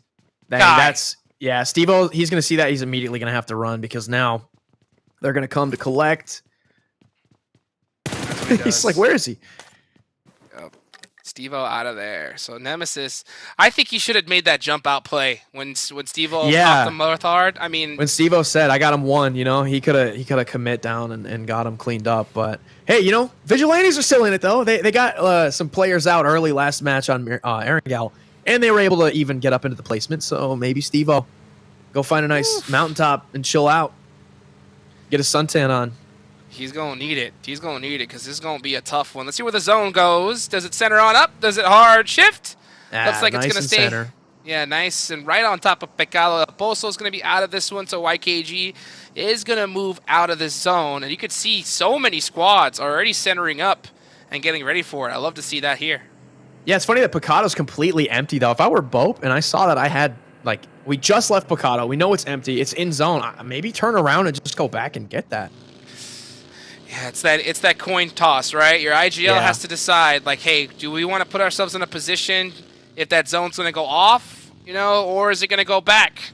Who knows? But that's always the toughest thing to do in competitive, right? When it comes to rotations, is making that right bet. Yeah, so much of Battle Royale is a guessing game. You just have to make plays that are going to, you know, always kind of be more in your odds, but you can never be sure. There are no 100% when it comes to PUBG Mobile. I'll tell you what, though. If that zone goes back to Pecado, they're going to 100% be pissed. Yeah, right? Yep. So that is something that they're going to have to really consider here. BOPE centering up. A lot of these teams, I think, realize the stage and what's really at stake here. So we're seeing teams play this very, very carefully. Not a lot of crazy action going on. And Hyper always finding some high ground in the lobby. And they got their eyes in this spot for right now. I wonder if we're going to hear those shots pop off. Yeah, we did guess if it would be a little bit of a quieter start here, given how big this map is and a little bit more favorable of a playing path. And I think by this point on Erangel, we had already had 15 or 20 players that were completely out of it. We've only lost 4 so far, and we have all of the teams still in it here. So definitely a quieter start, but you feel that tension building a little bit because those final circles are just going to be a little bit tighter with so many teams still alive. Love that player name right there. Daddy Wildo. How do you think Daddy Wildo's going to do this game? Win? Daddy Wildo, I've been following his career with great interest since about 8 seconds ago, and I have a good feeling that he is going to come out on top here. I'm thinking double-digit limbs, you know? Oh, okay. Yeah, Daddy Wildo. All right. Daddy Wildo getting the Winsanity blessing. I can't wait to see if it actually works out. I mean, heck, you can ask for a better Kindness. Look at this angle. Kindness is looking at him, though. He's looking at the Wilderino. He's got the third party. Who's going to get the fourth? Oh! I was just about to say. He got behind a ridge, but who's going to get behind him on a ridge? Hey, that's Miramar in a nutshell right there. Yup. Kindness. You can't play with your food, buddy. You know, otherwise, you're going to get taken out there. So, Trey from Team Mobility Game is going to pick up a massive player, and they know that is in Hyper. So I wonder how these teams are opting to play this. Wait, they added monster. Since when did they add monster? They got monster trucks. Miramar. Did I miss the memo there? I did not know that was a thing. Yes, sir. Monster awesome. truck madness. Let's go. That's so dope. It's in here and then in Livik. So we love to see some of that monster truck action. And it definitely comes into play here. Oh my gosh, GK first! What? Remix! What are you on? Dude, what lucky spray. Oh, was it from above? And now he's gonna get taken out by NHP. That was Peralta, right, but it was Remix right there from that position. Nice little snipe. That was beautiful, but he's gonna have to figure out a way to finish this off. Unfortunately, his player that had the high ground got eliminated, so you can see on Hyper going for that res, and Rin's going to get it off. I think he crawled down and is like, you know what, I'll just take this spot if no one's there. Remix. Looking for some fingernails, some toes. trying to thread the needle through the window. I wonder if he's going to start shooting at that other vehicle. QZZ is coming to support. That's really, really smart. Where's the rest of MEZEXIS, though? Yeah, that's a good question. Oh, Clown and crew are up top on the top right of the screen there. I think they might come down to support Remix. They should have been there way earlier, though, especially considering that he got that knock on the GK first, and they should have definitely been on their way after seeing Rin come to support him. I mean, that is a really terrible spot to be in. And that's why QZZ got this off angle, because he knew that, hey, if a team comes on top of this hill, I have to be there to help support him. So nice thinking from them. But, yeah, MEZEXIS is just... It looks like they're like, hey, Remix, you're on your own, buddy. Yeah, a little staring contest right now. They don't need to take this fight, but they are kind of in this gridlock. But you see BOPE in the background. I wonder if they're listening to this in the distance and want to get involved. They're not just listening, right? I think Rin just got popped by BOPE with that Car 9. Yeah, true. On the side. So that hurt. QZZ, foaming at the mouth. He is hungry. He can tell he's got them shimmies. He's ready to take on this 1v1 because they really do need to take out this off angle. But it's a risky play, but this is why I love Hyper, right? They're willing to understand the situation and make those risks. I love where Remix is, but man, when you're on a rooftop, you're so exposed from many different angles, and he is right on the edge of zone. That might be a factor in a few minutes if this just becomes a stalemate much longer. I wonder, did they see him, or what was the case here? Oh my goodness! QZZ forced to push up into this. Is he going to bait the frag or actually throw the frag? Bait it out! Oh! UMP meta, baby. Too strong. So yeah, so that's it for... And Hyper is now completely stuck. And I guarantee you, MEZEXIS and a lot of these teams that realize it's Hyper are looking to take him out now. Yeah, Remix didn't even get touched on that. He didn't even have to pop a med. He just kept fighting right along, full health. It's a tough play. I mean, QZZ understood. He was definitely at a disadvantage, but it's the play that he had to make. Didn't work out for him, but I love the fact that they went for it. A lot of teams will just sit and just kind of hope for the best, and it doesn't work out. I think that's what separates Hyper. Again, it didn't work out this time, but you got to understand the situation and still go for it. I think they wanted to provide support. It's just BOPE has them pinned under this ridge. So he was kind of on his own over there fighting Remix. Because he wanted that angle gone. If Remix would have gotten taken out, that would have given at least a door open for Hyper to try to get out of there. But I think unfortunately we're gonna have a few more minutes of these type of stalemates, just looking at each other, looking at zone. Everybody's in it. The opposite of last match. It actually centered right around almost the entire lobby. 100%. Daddy Wildo, your favorite player. Yes. He's coming in hot. He's got the blessing. He's got the Bugatti. Locked and loaded here. Hey, doing some very interesting vehicle strats. Win, what do you think about that? I just love this skin, man. If you can come in here and frag out in a tournament, but also you got the drip and the style points on top of it, man. That's the best of both worlds right there. That's Daddy Wildo, baby. Let's see. Hey, shout out to Neptura with the... She called out YKG on the mountaintops. Yep. That's exactly what they're doing.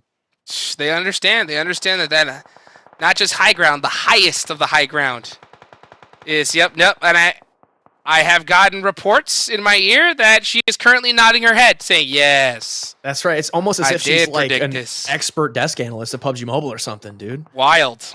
I know she's got her crystal ball out there, so she can predict the future and was 100% correct. You've been talking about the Panthers. I am a huge fan of the Panthers as well. What do you think about their position here, though?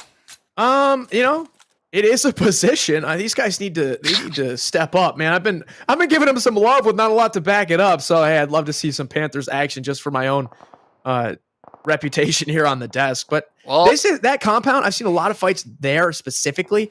You think you have a lot of hard cover, but you really don't. You're getting beamed by so many teams. See, look at all these windows. Why does a building need so many windows? These guys got to go prone and smoking out. You think you have a building, you're safe. They are not. It's like you have a building, but it's also low ground too. Very confident the Panthers are. I mean, they came in with 3 players, so we don't even need 4, right? Win is predicting us That's all we need. Yeah, if I had known they were down a guy, I might not have predicted them. I mean, Phoenix also had an equal chance of getting called out for, being a team with a lot of kill points, not a lot of placement points. If they can just learn how to get up into those top spots, and they can start to balance it out. They can frag, they just got to finish games. Well, I'll tell you what, when you were right about Picalo, right? The zone does go back in that way. We see Dope full sending it on back there, so... Are they going back? Yeah, I said that exactly. They're going to be like, why didn't we just stay? And now they got to hightail it back to Picado. Yep, they're back and safe in Picalo. I mean, they may be going out to try to catch a third party or something, but at the same time, that is risky, right? Because if another team would have circumvented them on their way back, they could have gotten taken out. But hey, hindsight is 20/20. Yeah. They did make it safe for now. Execute.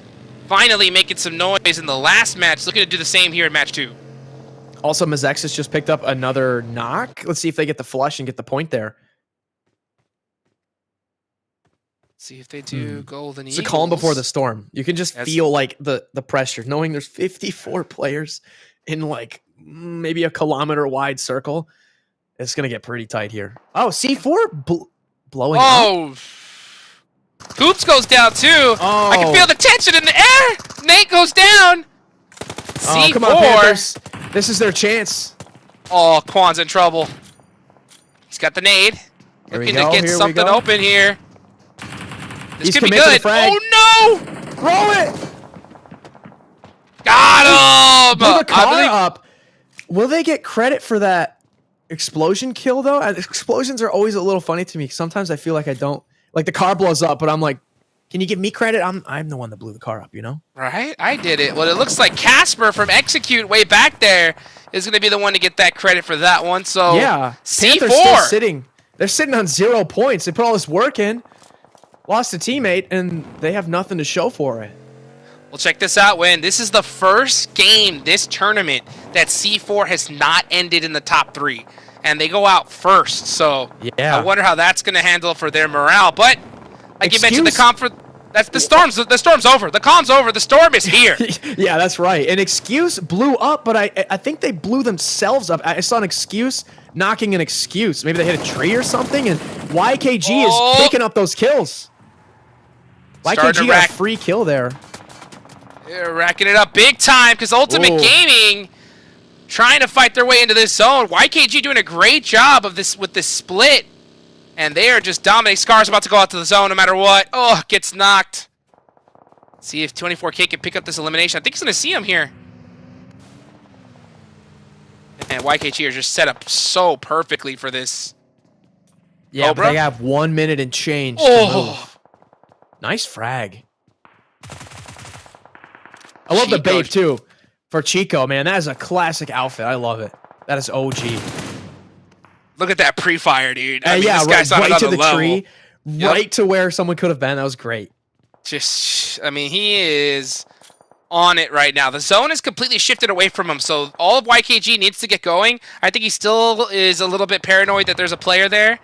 Yeah. So going for that nade, but 24K for this angle is looking to just rack up the elimination points. Look at that. He has no fives, though. You see how he's just doing little pot shots, little taps? He's sitting on 50 bullets total right now. He's got to get to a body and replenish. That's what I was talking about, right? You always want to have some... See him? He got a knock. Where is he? Let's go. Got a knock in the feed on TMGG, on Team Mobility. The legend. Daddy Wildo, still alive. Fate, looking to try and catch Zuko here. This looks good. Is it? Gets him pretty big. Oh, that is an eviction grenade right there. The letter has been sent. Zuko, you better move. Yep. And listen. Rip my Panthers, man. He didn't read the letter. That was an eviction notice, and he did not read it. And he got sent home back to the lobby. Fate forced to just take that buggy and run all the way in. YKG still up with 2 players, but man, they already have 7 eliminations. That's pretty good. Daddy Wildo! No. He's got to keep moving, yeah. Oh, no. Daddy Wildo this is going down to the zone. Dude. They're only down to a duo, but they're like, F it. Let's just start fragging. Let's keep the momentum, keep the pace up. They've got a lot of points, and everything else is gravy on top. I'd say this was a successful game for them already. It's not over yet. 100%. Team Mobility could get something done here because they are on that bottom of that zone. The zone does shift to them. Versa trying to make it to them. And who's got zone first? It's the solo. It's the Vigilante Steve-O. Oh my solo gosh. the whole game. And he's going to get in zone first, man. Gutsy play. Tensa getting blown up there. Pew getting it done with the Car 98. Love to see some of that bolt action, but I mean, man, Steve-O finding the miracle hill. Of all hills, he picked the right one. Let's see if Klaus can get it done, though. PB was talking about him in last game. He's still alive here in the late one. Yeah, I've seen so many solos ride the zone in, eat the blue, bandage it off. I don't think I've ever seen a solo aggressively in the fray just be like, you know what, I'm going to go center zone right now. Sometimes you got to risk it to get the biscuit. And so far, he is still alive. 2 eliminations to one of Vigilante's name, so they are now in the placement point, so I think they will at least get one at this point. And Steve-O, he's just got a rocket of dream, man, with that nade. Yeah. He's cooking it. I think we might be up to top 6, which could be maybe 2 placement points or so, but how about Dauntless? Still with a full squad. They don't have a lot of elims, but I mentioned placement points means you're gonna get kill points, because there's no way you're not out here fragging those final zones, so let's see if Dauntless, with their full squad, can pick up some kills. But there's not many left on the board, though. Yeah, they got to watch out for Fears, though. Fears has the angle! Oh! Cleans up Klaus! And he's running for that vehicle because Papa Blue is here. And it is really stinging. But hey, look at that. The wind crescenting the hood of that Bugatti. He is out of there. He knows he doesn't have to confirm that because the blue zone's going to take care of it for him. There's no way you're rezzing this late in the game. And there it is. Play zone taking that out. So chalk it up. Another YKG kill. They're up to 10 points. Crazy. And they still have had a duo, but this is a dangerous duo to have. Dauntless lose Klaus, one of their star players, so that's got to hurt. But they're trying to find a way into the zone. Steve-O got zone, dude. He's right next to, I think, YKG, and they haven't taken him out yet. He's gaming. He is Good gaming. frag. Oh, this one might hurt. Frag. Terran for 3. From downtown. Hey! Oh, woo! Both? I think he got them both. Oh, wait, he blew himself. Oh, wait, no, he didn't. Never mind. I thought he blew himself up for a second. Well, that's how you do it there. Look at YKG. 3-3-3. 24K needs to get 2. So that way they could be symmetrical. Yang put some pressure to Team Mobility. Team Mobility had that full squad, but with the low ground. Oh my gosh, the taps. Oh, need that headshot. How was that not a headshot, though? Yang barely missing it. I think Blinky's just too hard-headed here. I think Dauntless knows they can pick up these kills. It's a great gatekeeper. It's the spikes. It's the spikes on his helmet. That's what it had to be. Right? Got a pixel of him. Let's see, though. He doesn't... I'll tell you what. Pixels are not in his favor because that zone is complete opposite direction. YKG with this duo could still win this. I don't know about Steve-O's smoke. If anything, that just says, hey, frag me, please. You know? Sometimes smokes, it does more harm than good. That's absolutely true. And Private's looking in his direction. Oh, the low toss smoke helps protect him. But like you mentioned, that is might as well be a flare saying, hey, here I am. Exactly. There it is. See, I told you. It just says, hey, in my general direction, an explosion would definitely hurt, and it did. But hey, shout out to Vigilantes, though. Getting up to 4th place. That's 6 points total for them, so better than 0. Here we go, though. It's Trey versus 3 of Dauntless and 2 of YKG. Fears eats a lot of that grenade. Trey could spoil things, though, if Dauntless is not careful. Yeah, YKG might be able to capitalize off of a little poke from Trey. If a Dauntless player goes down, that's going to be their decision to move.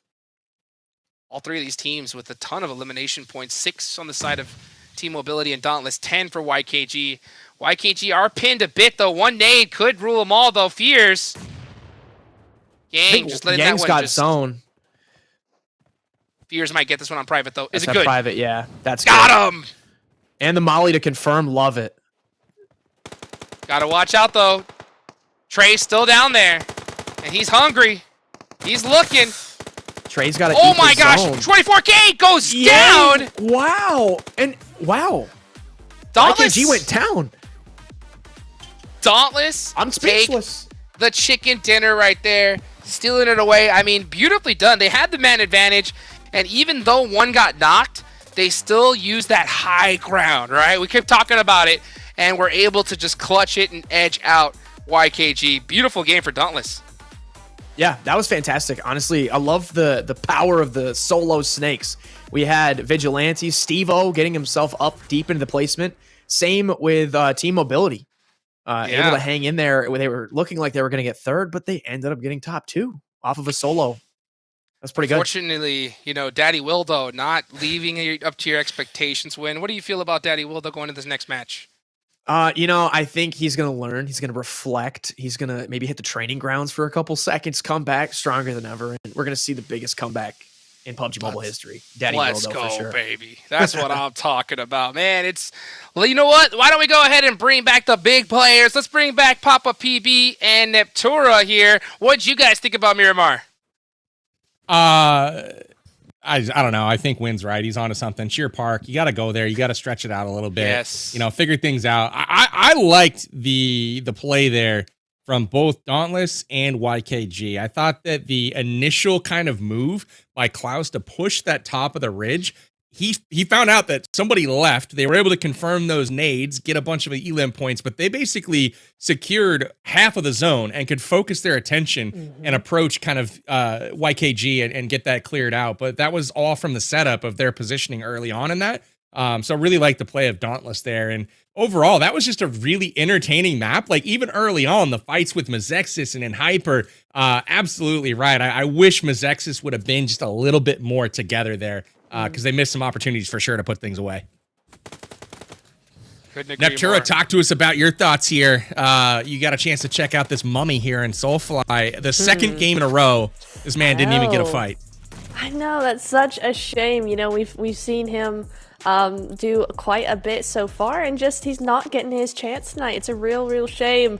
Kind of saw QZ come in here try and do the same thing he did to Execute in pretty much the same building, I'm pretty sure, but it was not to be this time around. But honestly, Dauntless there, I mean, we were talking about high ground for the game, and then you guys were talking about it during the game as well, and Dauntless really came through with that. They really put that into play as a great example for all of us, just getting that high ground, getting that north side of the zone, coming in on that the edge or the late phase of game there, and it just completely wiped them out. Because when you have high ground, there's not a whole lot the other teams can do if you play it well. You've got to make sure that they can't get to that high ground themselves. So they did a really good job of suppressing YKG.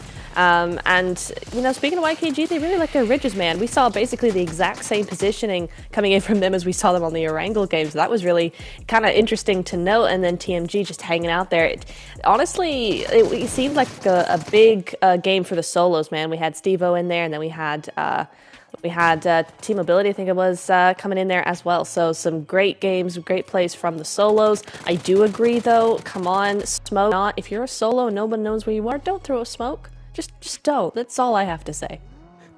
You just got to be big chilling, hanging out. This nade here from Tehran. This was incredible. The lob over the edge, and he connects, gets both of them, wipes them off the face of the planet, back to the lobby with y'all. But here it is. You guys saw this kind of all developed. I thought Trey had an opportunity here to play spoiler, but ultimately sitting quiet did him just fine, able to stay there, secure the second place. But Dauntless getting the chicken dinner and putting up a bunch of points. Couple of things to point out here. We saw C4 go out first. You guys mentioned it on broadcast. That's the first time they haven't finished in the top 3. Now, this is where we're going to see whether or not those elims are going to play a factor in their placement. But as we take a peek here at our match report, we got Remix leading the way in that little engagement. He picks up, highest damage, total knockouts, total elims. Like, this man's crushing. And I got to say, the one-on-one play of MEZEXIS versus Hyper, they're actually bailing them out a little bit. And you got to love Yang from Dauntless getting those assists as well, helping out the teammates. So here we have the rankings for our Game 2. Dauntless putting up big numbers there. 19 points, getting those 9 elims, the chicken dinner. But I think the story, honestly, is YKG. Another big game in a row. We talked about the gap they needed to close of 9 points to potentially vault themselves into third place. And they may have done just that. We'll check the overalls here in just a moment. But looking at the bottom half, one team I'm seeing here a little bit too consistently right now is Hyper. 14th overall, 1 point. And interestingly enough with them, we're seeing players like Kindness and GK getting outgunned from range. They're getting outflanked, outmaneuvered, and that's something that's not common from Hyper. You usually see them on the upper end of those engagements. So let's throw the overall standings on the board, and let's get a little reactions. We have a new leader. Dauntless has overtaken number 1 in the standings, and just as we thought, those elims, those are everything. C4, the very first game they don't finish in the top 3, well, they're no longer on the top of the leaderboard, and YKG has in fact jumped all the way to 3rd place. When Sanity, before you're off here, would love to hear what you're thinking. Yeah, I'm just looking at team mobility. I think you had mentioned in the Erangel match, you were like, yeah, they're kind of having a mediocre performance so far. Well, I believe they picked up double-digit points in both games so far today, so haven't heard too much from them, but they're also moving up the table quite a bit, over from the right side to that left side now. 100%. We'll come back with more thoughts in just a moment on the action that's taken place so far. We'll hear from Hot Juice. We'll hear from Neptura. But for now, let's kick it to a quick break before we come back with game number 3 of the Titan Series Premier Division Week 2 action. We'll be back in just a moment.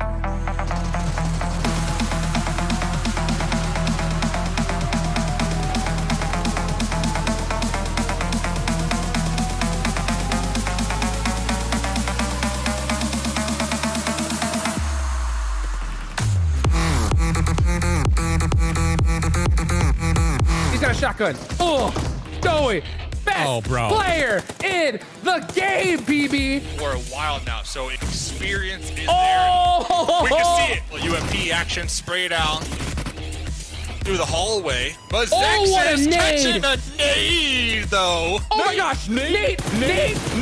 Jump Nade. more. One more, baby, one more.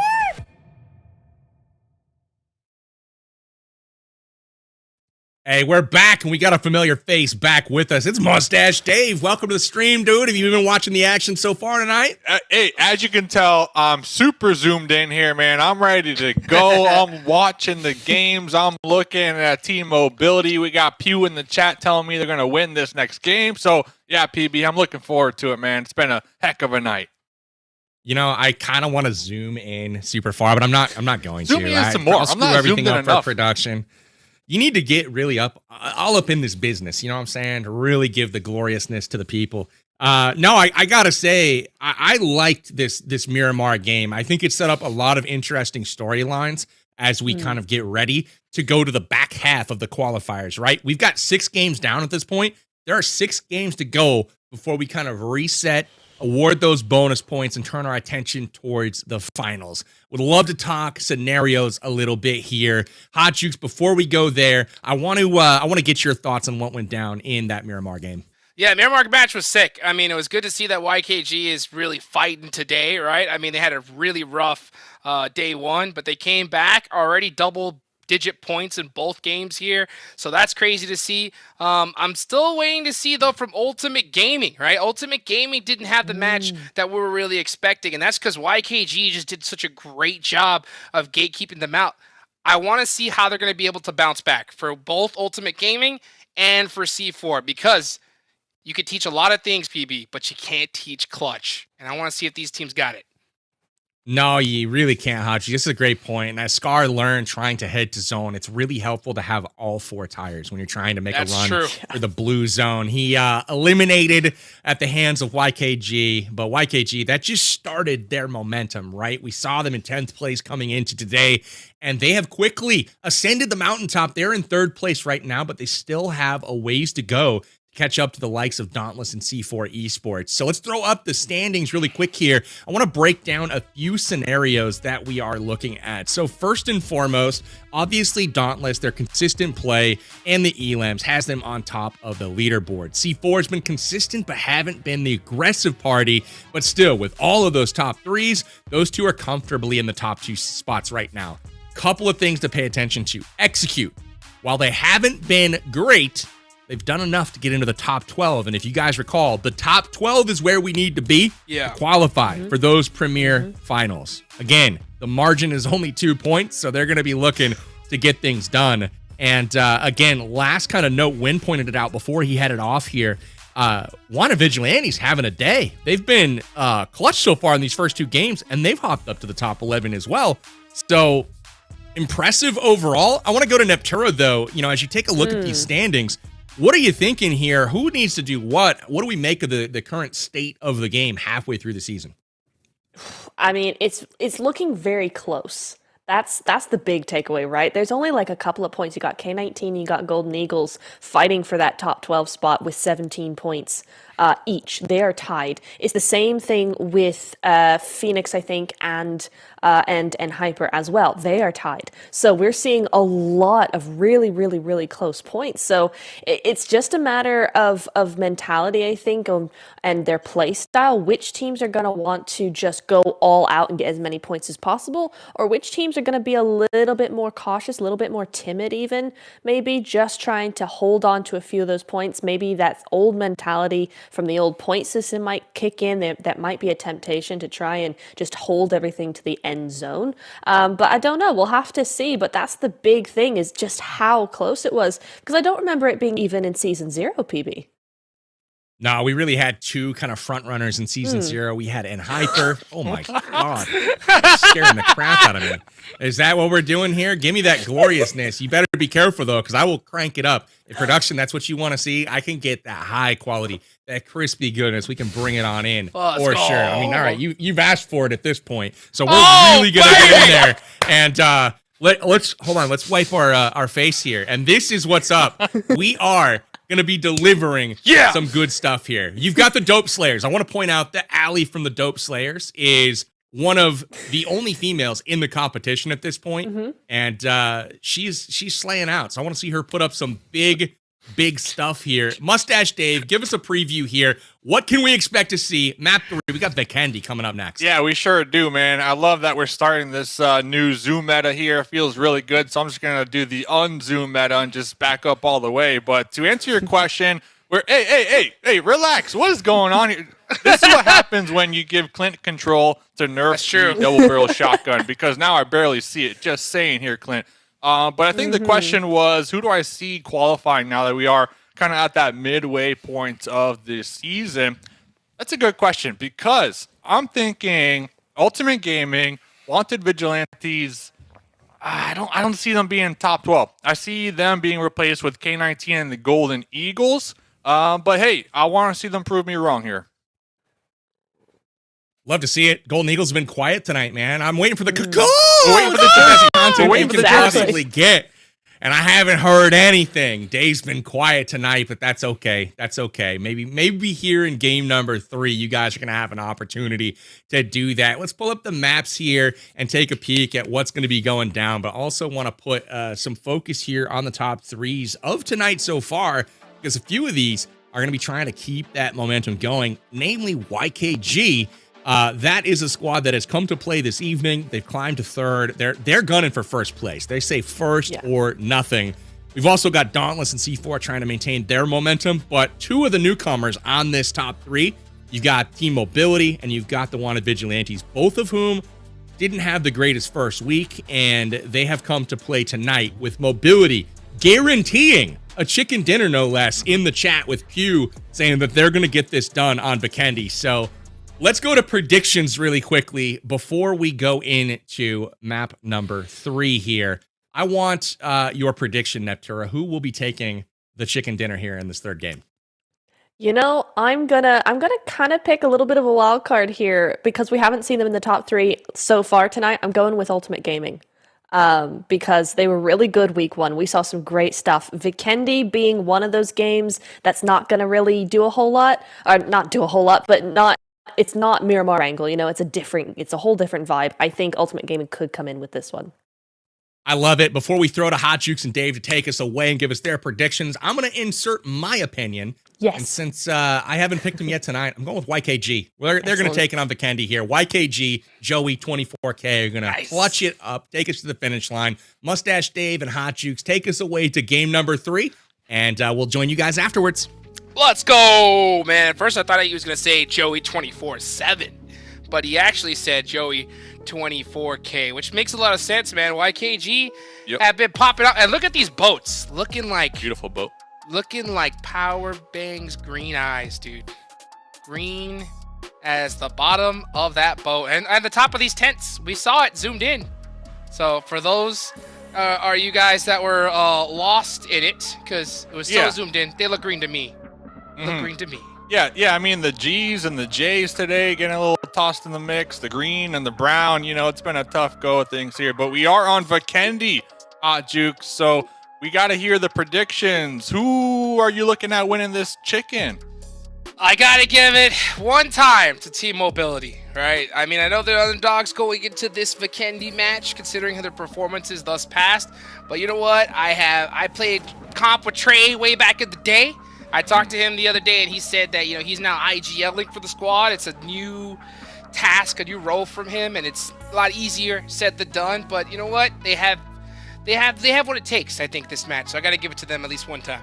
All right, so that's a good pick. I was leaning towards Team Mobility, but I'm going to let you have that one here. Hopefully, Pew can show up here on this match. But you know me, Hot Jukes. You've known me for at least 10 years now. I am just the biggest fan of momentum. I mean, heck, I coined the term Dave's momentum meter, trademark pending. So with that in mind, you can't doubt Dauntless, man. Dauntless they were just able to take that first place on the overall. They got almost 40 eliminations here. When we're looking at momentum, man, Dauntless, they're ramping up, Hot Jukes. They're ramping up indeed. Dave, let's take a look and see what BOPE is going to get done there at the bottom. It looks like it's going to be a little bit of a party in Via. And the first zone, going to be a nice southwestern one. Dauntless are in it. They have that entire bottom of the map Minar themselves, so that's going to be Good for them. But C4, the team that went out first last game. I mean, this squad had been so consistent up until that one. I think this is a really important game for that momentum, Dave. Ooh, I love it, man. I love it. And I think up against BOPE. BOPE currently in 15th, so this could be a good fight for C4 to kind of get back into things here today to try to attempt to take over that first place position once again on the overalls, as we are at that midway point of the Titan Series Season 1. Coops Jr. looking for the off-angle grenade already in hand. Looking at laser Fuego. Fuego down there, prone for the time being. But I love how Coops Jr. is trying to make a pathway for their teammates to follow right behind. Coops Jr. putting in a lot of work these days. You know, he's trying to earn the title of Coops Senior. But for the time being, he's going to own the junior role. The big thing, though, Dave, is like it always depends on how well you're able to come back after a bad game, right? Mm-hmm. That's what you really have to think about. And C4, we haven't seen them have to do that at all, except right here. Coops is going to have that nade. Uh-oh, Daddy Wildo, you got to watch out. Yeah, he's on the run.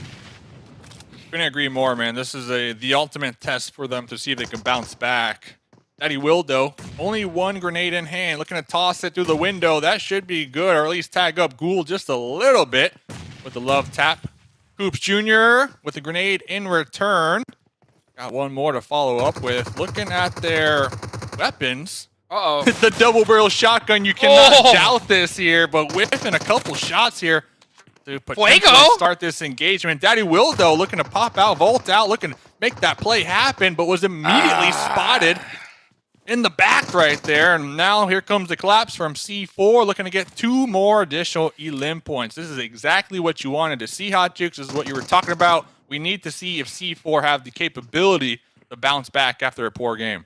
Daddy Wildo goes down. Win looking for the Kleenexes as Coops finds Hot Zata as well. And now it's just Hyro. 1v4. He gets 1. Gets 2. The Bizone couldn't do it. The Bizone. Love it, man. I love it. Coops Jr., that grenade was... that thing was overcooked. It blew up in their face, chunking them down pretty low before they were able to vault out that window and get involved. But regardless, they should be able to get the full reset here, Hot Jukes. Loot those crates. Stock up on the ammunition. Hopefully get some better helmets and vest. And not only that, they got Villa all to themselves. No team near them for the time being. So they have plenty of time to work with here on this Vikendi map. So, Dave, you are the king of the momentum meter. That is a fact. Let's take a look at a replay here from Hyro. As BOPE tried to mount a defense. That self-nade from Fuego, I think, really put BOPE at a huge disadvantage. Hyro tried his best and did a good job, but couldn't get it done 1v4. But I'll tell you what, though, right? Yeah. Let's talk about it, right? You know, the momentum meter. BOPE with have C4, none. Yeah, BOPE have none. That's a fact, right? That's a fact. But where do you think C4 is, right? After that last match, it had to hurt pretty bad. But, I mean, heck, they're starting off this game with a squad wipe and all 4 players up. Yeah, good question. When we're talking about C4, we have to remember this is a team that qualified last season through the Challenger division. You know, they did so good. They were able to compete in the finals. They qualified. Now they're here in the Premier League. So they're slowly kind of working their way up the totem pole, right? And they're getting that experience underneath their wings because I haven't really seen this team at the top echelon. So they're working their way there, right? But it's an important skill to not tilt midday if you do have a bad game. So for them to be able to have a bad game, come into the next match looking even better, feeling confident, and get the squad wipe, no hesitation, I think they're doing just fine, man. This is exactly what they need to do. We're talking about exactly what you need to do. Tensa in the open behind the tree. Getting caught off guard by wanted vigilantes. Oh, man. Execute just stuck in a ridiculously big split. They did lose a couple players early on, and it's not looking good for them. It's just Casper up. Fishy, I think, knows he's there. It's only a matter of time now. Just standing up here with your head popping out. Casper's looking at him drink the energy, get the boost up. Not looking good. Not looking good. Casper in a similar situation as we saw one of the players from BOPE. Can he do a 1v4 miracle? Not today. The Bizone again. Not the one. It's not the 1v4 weapon, Dave. Yeah. Isn't it?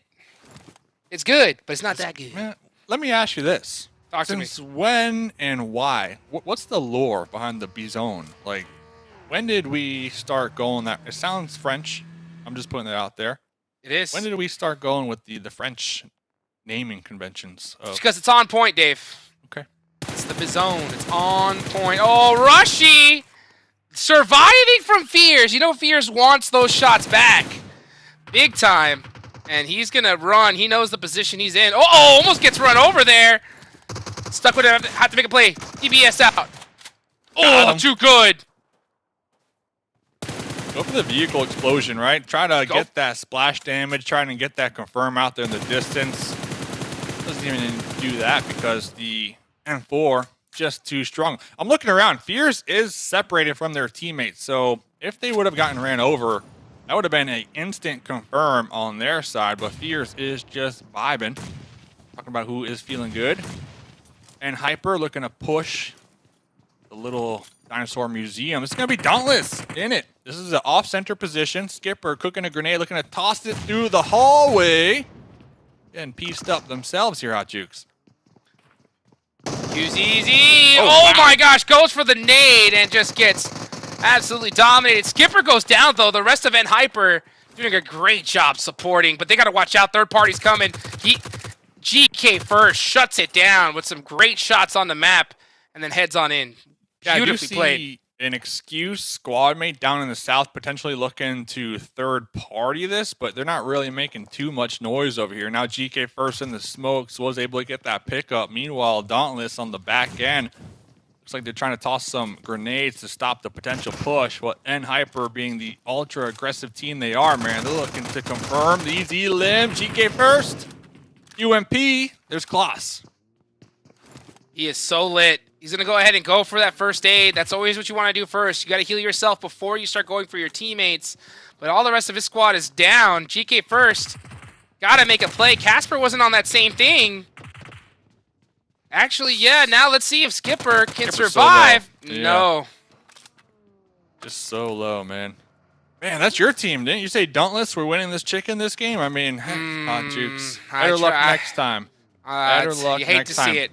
You hate to see it, but now look at this. Finally, excuse looking to make the push, but the thing is, they might be a little too late. I know they have the numbers advantage, but they showed up a little too late to get involved with the third party. Kindness with the grenade on the baby. This is what I'm talking about. They allowed Hyper to get the heal up, and now they're preparing for battle. Already 2 members of excuse knocked down and out. GK first cooking that next grenade. Is it good?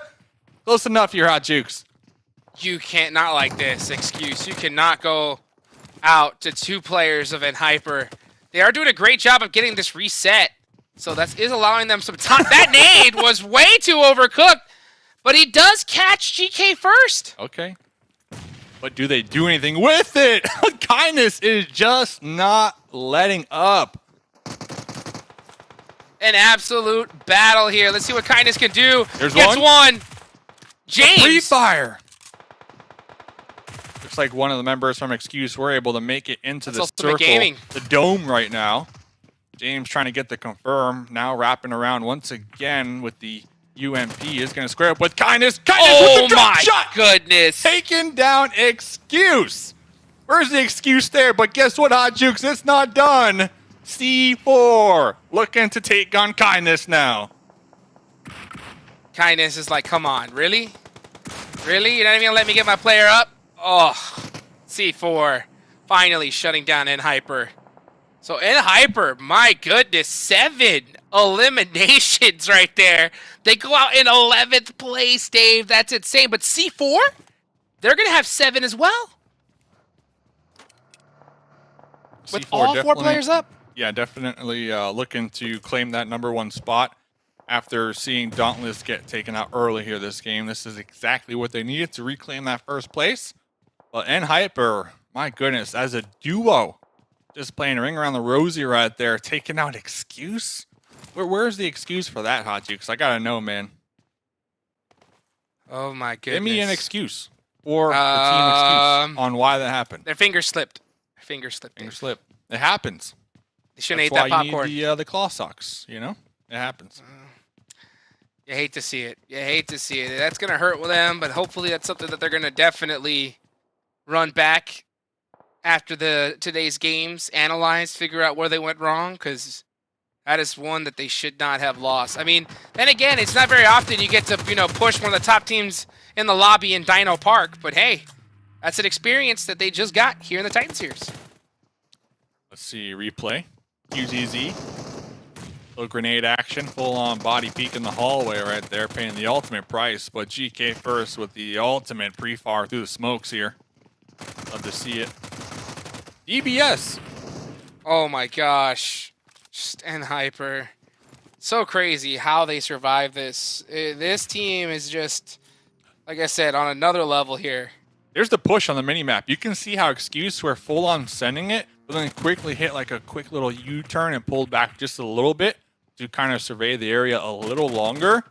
That might have been their demise, though. They allowed the duo to get some heals, and then they decided to crash it here. Oh, let's take And walk through the hallway one at a time. Crazy. And how do they go in not pre-firing? That's another thing too, right? Might as well just try and, you have the numbers advantage. Just push together, pre-fire, left and right. But kindness with a drop shot too. Oh, I'm glad we got to see his perspective. Yeah, maybe Excuse for admiring the dinosaur bones. The T-Rex. You don't get to see that every day either. You don't get to visit Dino Park and learn something new. So, talking about learning something new, MEZEXIS Remix. I think we know what this player is capable of. We've seen him clutched out multiple times. Phoenix Esports, a solo on the roof here.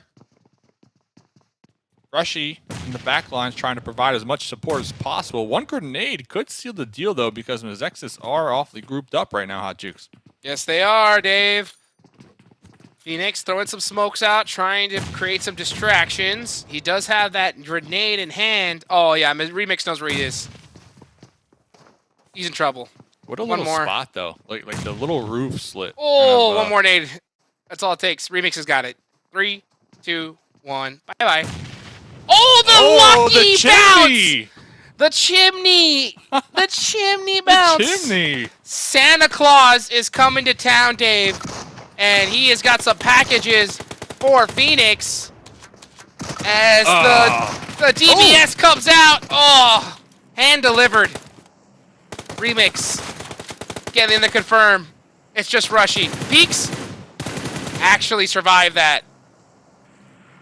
So many grenades from Remix right now. Still Huge 2 more nades. to work with.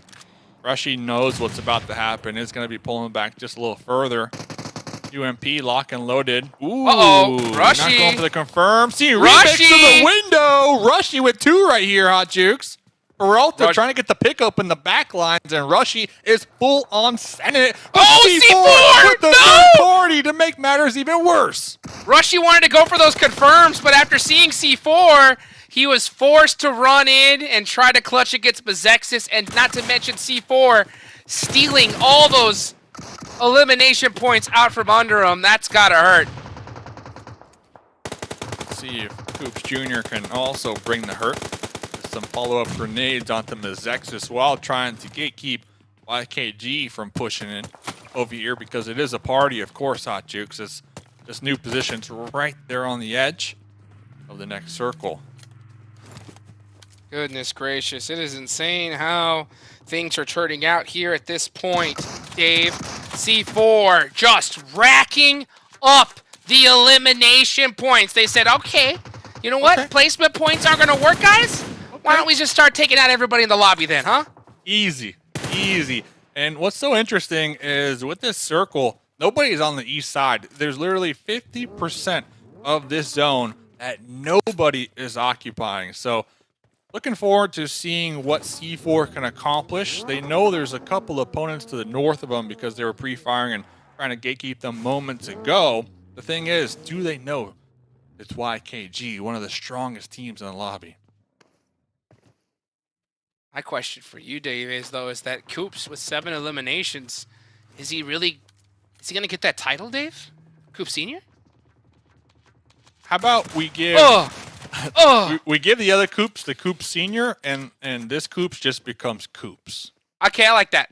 Baby I like steps. that deal. Yeah, baby steps. I like that deal. That's right. He has to Yeah. hit the global stage before he Yeah, can hit then Coop you Senior. can become Senior. Yeah, That's I like true. that a That's lot. true. That's true. It If makes he the wins, most sense. he wins globals. He becomes Coop Senior. The zone saying, I don't care who it is. We're not touching anybody in this lobby. It's going hard shift over to Villa and Tovar. So Ultimate Gaming could be a bounce back game for them, Dave. Yeah, Ultimate Gaming and Dope Slayers are going to be the first teams right there on the edge already in their vehicles, looking to reposition, take a new compound, call it home. Legend K19 doing the same thing over here. Team mobility, though, interesting enough, not planning a move. Not planning to move, and Chico! we'll see how that ends up playing out in their favor as C4 now, all in vehicles, rotating, leapfrogging around team mobility. Beautifully They're just done. jamming out, you know? Jamming out. Yeah, they're chilling. They're saying, you know what? You drive. Jukes bet on us on this match. We got to do them right. I'll tell you what, though. I should have probably put the money on C4 because C4, they're feeling themselves. There's something about getting early eliminations, Dave, that just makes your hands react that much faster. It's like you're prepped for those fights.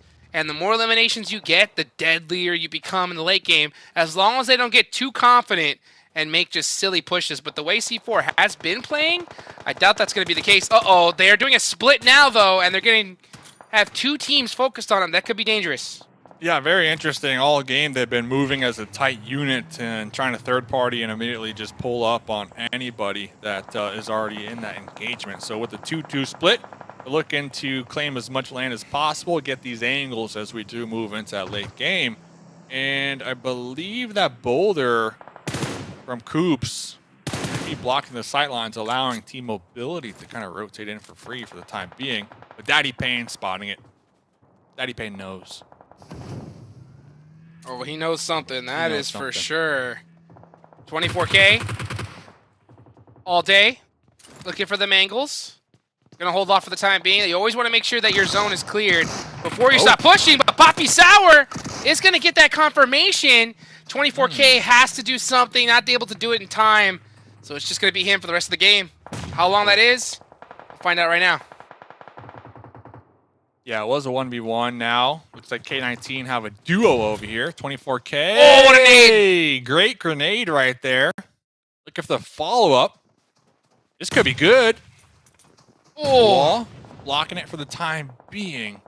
Oh, Poppy Sour calling for the pickup. Oh, I don't know about this, Hot Jukes. it is not looking too good unless this nade hits. 24K. Oh, that barely misses the mark. He's got one more for him. How about this one? That one's looking pretty good. K19 able to evade it. 24K is going to have to make a huge play here. Yeah, Poppy Sour looking for that revenge right now. Is going to be getting that heal with the double barrel shotgun. 24K retreating back into the other building. Position spotted. It's now the two members of K19 continuing their hunt. But 24K picked up 3 more grenades. Oh, nice. Oh, and is setting a trap with the gas can right now, Hot Jukes. That's actually pretty smart. He's trying to hope that, yeah, that push was going to happen. That nade does blow up that gas can play. C4 is shredding this lobby apart, though. 15 eliminations. We talked about if this team could make the comeback, right? Is this team have that clutch factor? I think it is pinned to their chest at this point. They got that clutch badge. 24K, gonna go out to the play zone. Going out to the play zone. Yep. Clutch badge in hand this match. Coops Jr. being promoted to just Coops. You heard it here, ladies and gentlemen. Coops with 8 elims. Daddy Payne, look for the drive-by play right now. Coops is going to be driving, and that's Poppy Sour just trying to haul it out of the danger zone right now. Uh-oh. C4 making a very risky push there. Traveling into the zone, but they are able to get pretty set up. They should get this res off. Coops is up front, applying that pressure, buying some time for his squad. Nightcrocs from K19 is got a pretty good off angle. Can he make these plays? Oh, Coops with some quick shots. Nothing but angles right now. A couple smokes from Coops to maybe provide some soft cover, block those sight lines from their opponents, give Coops a little more time to survey the land right there. through the window. Oops, Lair is just full on defense mode right now. Nice pre-fires there from Coops. Buying some more time. Right now he's just playing keep away. Yeah, great idea for him to keep an eye on his back. Even though we don't see anybody there, you never know if someone's going to creep in from that blue zone. So nice heads-up play from him. Next zone does pop. K19. Yeah, Nightcrocs realizing he has to push up. He saw Hayuya there. He's trying to set up that smoke wall. It's not looking good for him, though. Not looking good. And thought about Wanted not Vigilantes? looking good. Yeah, Wanted Vigilantes. This zone looking mighty fine for them. The only team down here in the southeast. C4 using this moment. Popping in their vehicles, repositioning. They're going to have their way with the north right now, Hot Jukes. 15 elims. They only lost one. And look at this. They got some really solid cover up here and somewhat of a high ground position. Yeah, there's a lot of trees kind of blocking the sight lines, but depending on where this next circle goes, they could be big chilling for at least a couple moments here. Huge play from C4. I mean, they're already doing a great job. They lost one player on the rotation. That's the case a lot of the time. You have to make that rotational sacrifice. Can they still continue to win this game, though? They do have to deal with two squads that are going to have full members up. Wanted Vigilantes have 11 points as well. So this team cranked up the firepower in this game, and they are putting themselves in a really good spot. Dope are the team that's really the odd man out here. They are stuck in those buildings, and they are pinned. Yeah, great call from Winsanity before the break happened, looking at Wanted Vigilantes, mentioning that this squad has been ramping up today. Still 4 up down here in the south. A couple vehicles to work with. They're going to be pushing into the smokes using this boulder and care package for cover. Nemesis, though. The bait crate! Players with the vehicle explosion. The splash damage just too strong right there. Let's see if Coops does the same thing to Steve-O downrange. I think that was really tough timing there from Wanted Vigilantes. Losing a player like that's gotta hurt. Nightcrocs not able to make it on in here. Fishy's gonna go ahead and get that crate. And I think Wanted Vigilantes could have definitely kept all their players up there in that situation. But that's what I say. One wrong play, one little mistake could cost you the game. 17 elims. My wow. goodness. Is this a record or did we I have think so. 19? Let us know. 19 was the record. So almost there, Hot Jukes. Almost I think it's there. going to But be remember, this team, they qualified to this lobby from Season 0. That's what's so impressive, at least to me here. They're getting first place for sure after this. Let's see. Yep, that's another point on the board. That is 18, Dave. Oh, actually stolen. That is going to be Wanted Vigilantes. Going to have the dozen after that one. JP, this nade, though. Oh, come on, JP. You know you want to. 2 grenades. Oh, my gosh. Trying to get the confirm. Got it. Got him. Got him. Just getting sandwiched. That's 18. If they could take out Wanted Vigilantes here, that is the elimination record. And I think Wanted Vigilantes are going to be feeling really good regardless of how this ends up, though, because that is the baker's dozen for them. Steve-O. Maybe 3. Wanted Vigilantes are outside of this play zone. C4 should get really aggressive here and force them out. Coops still playing it very, very careful. Doesn't want to make a mistake in this position. Uh-oh. Uh-oh. I think he did see Fishy. That nade is going to come out. 5 Steve-O nades. forced to drive up. Oh! Gets caught! Coops onto Steve-O. Steve-O trying to pull up in the vehicle. Coops over there letting it cook. The snake on Vikendi. Soulfly now just scared in the Zima, not wanting to move a muscle. And with that knock, here comes the push from C4 to close the gap in the open. C4, winner, winner, chicken dinner, Hot Jukes. Woo! On Vikendi. I just heard BB in my ear say, goodness gracious. I mean, that is absolutely insane, right? I mean, that is an elimination record after having their first game that was not in the top 3. I mean, C4. What is in the water today for them? Wow. 21 Dave, elims, a record. What's 9 plus 10, right? What is 9 plus 10? 21 elims, almost 3K damage done here, man. This Vikendi map was was their map to shine. And what's also kind of impressive is last game, they got taken out with 0 points. So they had the goose egg. They go from that. They definitely made it up here this game. You know, not only the chicken dinner, but the 21 elims, man. That's 31 points. That's more points than some of these teams even have in total. But we got Nepturo, we got PB. Let's bring them back here because, my goodness, C4 popping off here this game. That was impressive. I'm not gonna lie. The Juice was saying, I was just like, oh my gosh, like that was bananas. The amount of explosions that came out of C4 there, it did their name justice. I'm not gonna lie.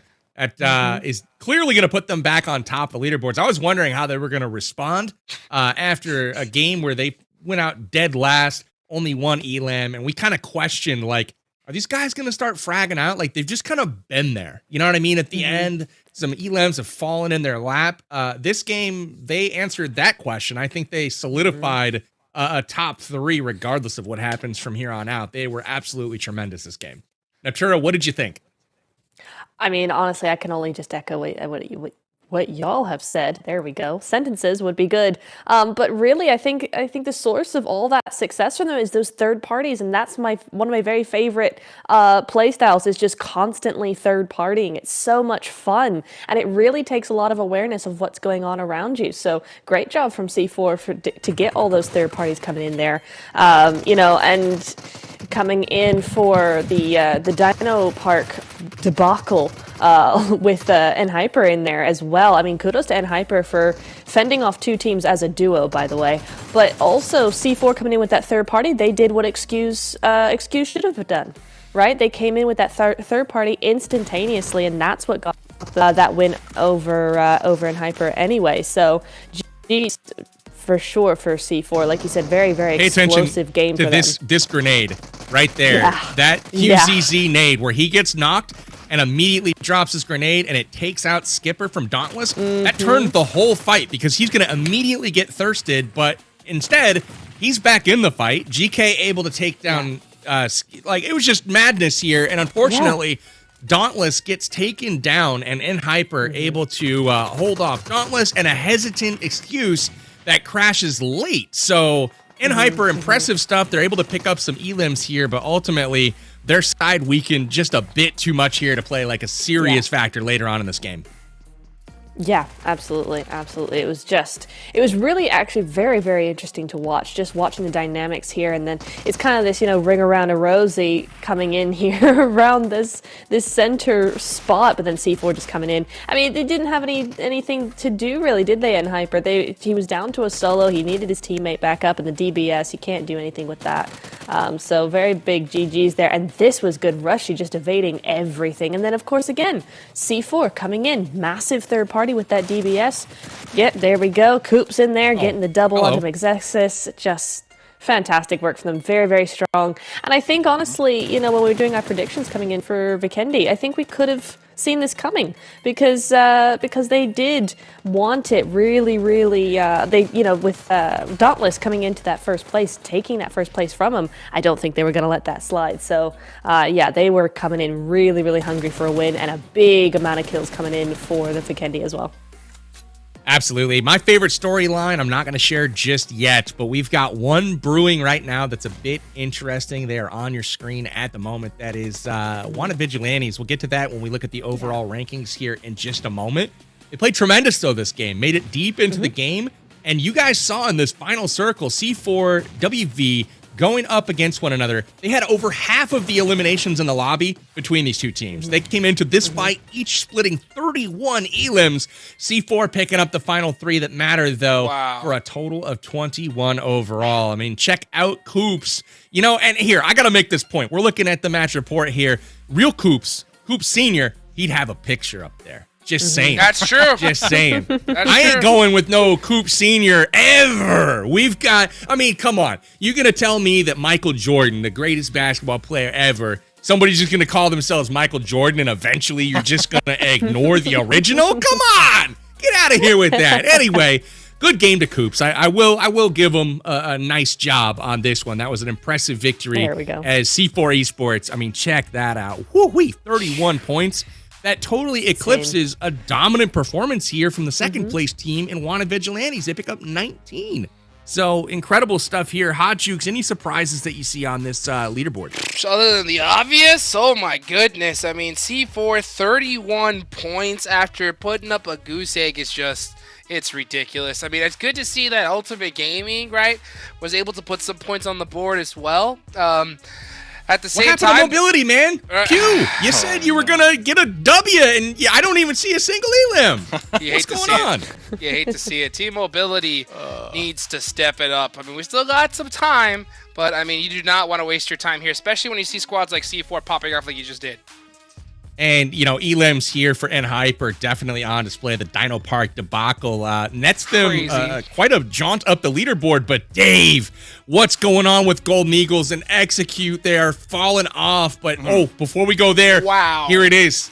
Look at the jump here from Wanted Vigilantes all the way up to 5th place. They're, like, knocking on the doorstep of top 3 here.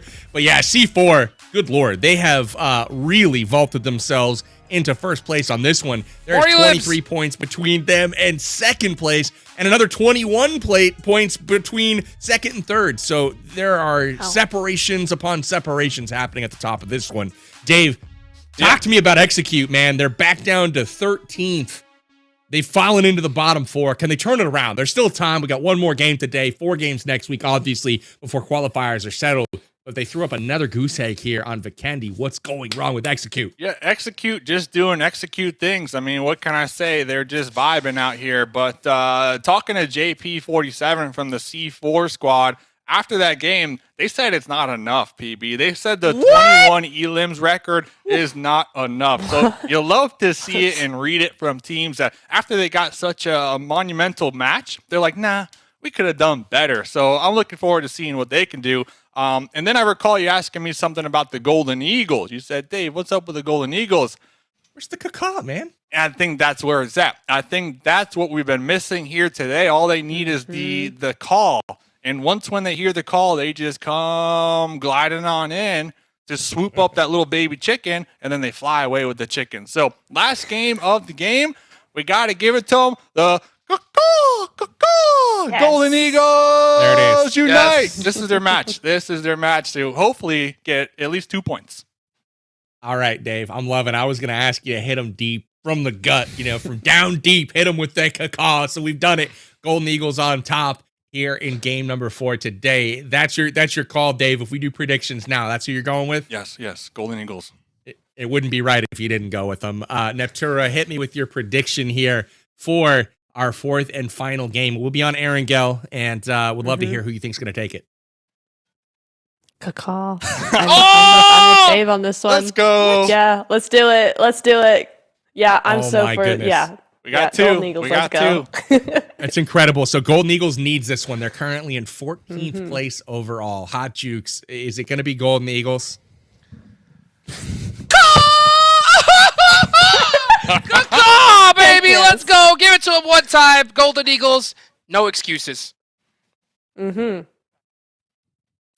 I got nothing, guys. This Come is on, ridiculous. Y'all, Come on. I'm not. Come on. BB. Come on. Come on. You know you want to. Who wanted Vigilantes? Oh, my goodness. Yeah, I'm not cacaoing on this one. We're going with WV. We're going to have those Vigilantes. They've been killing it Fair. all day long, putting up massive points on the Vikendi last game.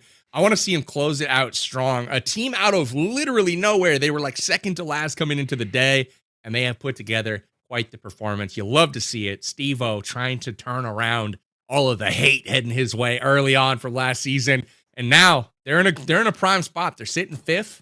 They're right on the doorstep. So super excited about that. We got to bring in Winsanity here soon to get his pick before this game starts. He'll be joining, I believe, Mustache Dave here in just a moment. But with that, let's take a peek at the maps here. And again, take a peek at the top 3. You're going to start to notice kind of a trend on some of these teams. Definitely as we go to Erangel. Yeah, I mean, the C4 squad, they won't go away. They're there.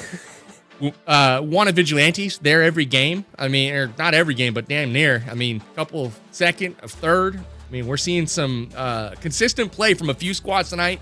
YKG, while they didn't, play super high in game 3, they did put up some elims and gained a little bit of ground there. So I'm liking them as well for this Erangel match. But if it's not, if it's not Wanted Vigilantes, maybe NHyper, maybe they've got something to say about it. Hot Jukes, what's been going on with them? I feel like they're getting pieced up. So early. I mean, I don't know. I mean, I think NHyper have gotten really unfortunate a lot of the times here. I think teams are looking to fight them, to be honest, because once they see one go down, you just see another squad, another squad, another squad, until they just get wore down to nothing. So I don't know. Hopefully they can just get a good, fortunate bounce back here. Speaking of that, I would love to take a peek, if we can, at the Dino Park debacle once again, because that was like a pivotal moment in that game where NHyper just kind of got caught with another squad, like you were saying. But there was a couple of like key things that happened there that really allowed them to win the fight. I think a couple of them were maybe lucky. A couple of them were really, really strong heads-up plays from their team. And we got a good angle of kind of both sides of this fight and how it developed. But the Dino Park debacle will live on here in our minds for this week. One of the things, too, I'll point out before we go to replay, it was the nade that started out from QZZ. You can see here, initial pressure coming out, nades in, and now they're on the defensive, right? Klaus and Dauntless know what's going on. And this right here, QZZ comes out, throws the grenade. Oh, it's not yet. It's the next one. Here we go. He's going to peek. Skipper sees him, immediately shoots him, but runs out, and then boom. That nade right there allows GK to get the pickup here, and then ultimately knocks Yang. But the interesting thing also here is there could have been a crash early, like you guys mentioned, from XQS. And I want you guys to watch GK as he kind of turns around and is able, I don't know if we're going to catch it on replay here, but he actually pops one of the members of XQS and stops the push early before it even has a chance to start. So really nice job here from NHyper. Yeah, I think that was on to James too, right? So it was great for him to stop that pressure, but I think that still XQS should have continued to just press this early on. I mean, the fact that they did so late just allowed NHyper to get set up again and take him out, even 2v4. Just narrowly avoiding the eliminations here. You can see GK and both of these guys just barely able to make it through. Even in the 1v1s, like those drop shots, they're ending up with like 2 HP, but 2 HP is enough to win the fight. You know what I'm saying? So really nice job to NHyper there, just dealing with those squads. You got to give a special shout out, obviously, to QZ. Special shout out to GK. The awareness to turn around, deliver those shots to the rear to keep that push away. Because if that third party gets there 4 seconds sooner, that's a different story. So really good job there to NHyper. Hopefully they've got it within themselves to come ready to play here. Game number 4. It's been a while since we've seen NHyper on top of that podium. So with that, let's go ahead and bring Win back into the broadcast. A few of us are going to take a seat for the moment, but really excited to watch this 4th and final game of the week. It's going to be Mustache Dave and Winsanity taking it away. Erangel to cap things out for the evening. Let's get it done. It's going to be Wanted Vigilantes for the win. We'll see you guys here in just a bit. Yo, what is going on? Winsanity. The Kaka, I got to ask you, PB was asking for predictions. You don't seem like you're a believer in the Golden Eagles Kaka, man. Nah, man, I'm on Team Vigilante. These guys, PB was right. They came into the day second to last, and now they're up into 5th. And they got a 3rd place. They got a 2nd place. If the trend continues, I think Chicken is in their future. Wanted Vigilantes. So 2 for Wanted Vigilantes, 3 for the Golden Eagles. Now is the time to shine. Golden Eagles coming in hot, hopefully. But Insanity, how's it going, man? It's good. We've never casted in the booth together, man. I'm alongside Mustache Dave. These are some big shoes to fill next to me here, man. Yeah, my foot's size 7, so not that big. But we got game number 4. We're at the halfway mark of Titan Series Season 1. Forged in Fire here, man. earlier on. The games were pretty exciting. But I agree, man. Definitely keep an eye on Wanted Vigilantes. Looking forward to seeing where they can drop. Golden Eagles, look for that comeback game. But C4, I can't believe it. JP saying that they're not done here. They're looking for some more elims than last game. They took that personally. We were saying, oh, they don't have as many kill points as they do placement points. Oh, they dropped that goose egg. Oh, they're not number 1 anymore. Dauntless passed them. And they were like, yeah, we're going to change that real fast. Thanks. If we get all the points, no one else can get points. That was their strategy last game. It was insane. Absolutely disrespecting some of the well-known squads that maybe even compete in PNPL. You know, they're giving them a run for their money. YKG and Hyper, sure, last game and Hyper had a duo really defending their position, but those two teams, man, not really too active here so far today. Yeah, and I'm just excited to see what Vigilantes, what they do in this match. It's funny because last game on Vikendi, that would have been such an impressive performance that we would have been talking about if, you know, C4 didn't just overshadow that with just a monstrous performance of their own. It's like when you're watching the Olympics and like 2 guys get the world record, but like one of them ended up just doing it even better. It was insane. Little overshadowing there for Vigilantes, unfortunately. Yeah, and at the end of the day, though, like today, Wanted Vigilantes, massive come up. If I'm not mistaken, they started like around 14th on the overall, and now they're sitting at number 5. So they're definitely looking to solidify themselves here and make it to the finals. But talking about solidifying, Dauntless, look for that repeat over here. This is the Panthers, man. This has been your team to look at least earlier on, besides Wanted Vigilantes. Looks like it's they're down to a duo as well, man. They're dropping like flies, but they might be able to get some points here. I love the mobility. Klaus in and out the window on the ledge downstairs. Like it's crazy how these guys are moving right now. Yeah, and the duo, like you mentioned, from the Panthers are kind of on the aggressive push. Meanwhile, the duo that was in the front lines, Dauntless, pulling back to their squad mates to make this a 4v2. So very interesting. I mean, you have to assume the loot's not going to be the most optimal. They did just drop here. See Private with the B-Zone. Zuko on the opposite end with the M16 UMP. Kind of worrying me that the Panthers only showing up in this final map with only 2, man. That kind of shows me that maybe the team morale, maybe their mental isn't the highest right now, but they are like in 6th place, so I don't really understand why they would be maybe they're like, we got this. We just had to get top 12. You know, it's not a big deal. But hey, I mean, shout out to the 2 guys for still showing up and putting their best effort forward. Show up and pull up. Yeah, the Panthers definitely a team that thrives in that chaos here. So we'll have to keep tabs on the elim feed as BOPE over here. It's going to be Milta, BOPE, and Ultimate Gaming. Ultimate Gaming, they're going to be inside of Milta. BOPE on the outside over there on the west side near the gas station. Looks like one of their players trying to pop out some tires here, eliminate the vehicle utility. Popping tires this early, man. That's that toxic behavior. You ever like needed a car so badly and you're like, oh, there's one finally, and then somebody like shot the tires out, man. Oh, that's just some like next level toxic right there. Yeah, and the thing is, we're looking at them right now. They only have 1 vehicle, so I know. I'm like, you think teams gotta assemble a little convoy? You'd think that buggy would have been an asset, but I guess not. Hey, no love for the buggy, man. But I agree with you. We've seen how important it is to have these vehicles, especially in that mid to late game when, say, the zone just doesn't favor any hard cover. You bring your own cover. And we've seen teams be able to use their vehicles, blow them up, and pretty much create little car forts, you know, to protect themselves from these angles from their opponents. So very interesting play for BOPE to be potentially denying that opportunity for themselves. Oh, here's your Eagles. They've got Pachinki all to themselves. That's a great little asset. And they're in zone, too. We didn't mention the circle, but military in play. Both bridges in play. Could have a very interesting, chaotic bridge camp come up pretty soon. Let me ask you this, Win. Double barrel shotgun. Thoughts, man? Thoughts? Yeah, you see, I usually trip over them when I run over them because I'm not picking it up. That's my You're thoughts not picking on that. it up? No. What? I'm not Ace Lawrence, okay? I know my limits as a player. And the shotgun category is one of those limits.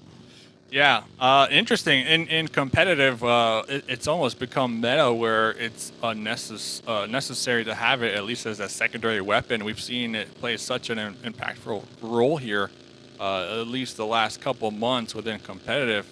It's just the go-to gun, man. It has so many slugs. You just let that thing pump and.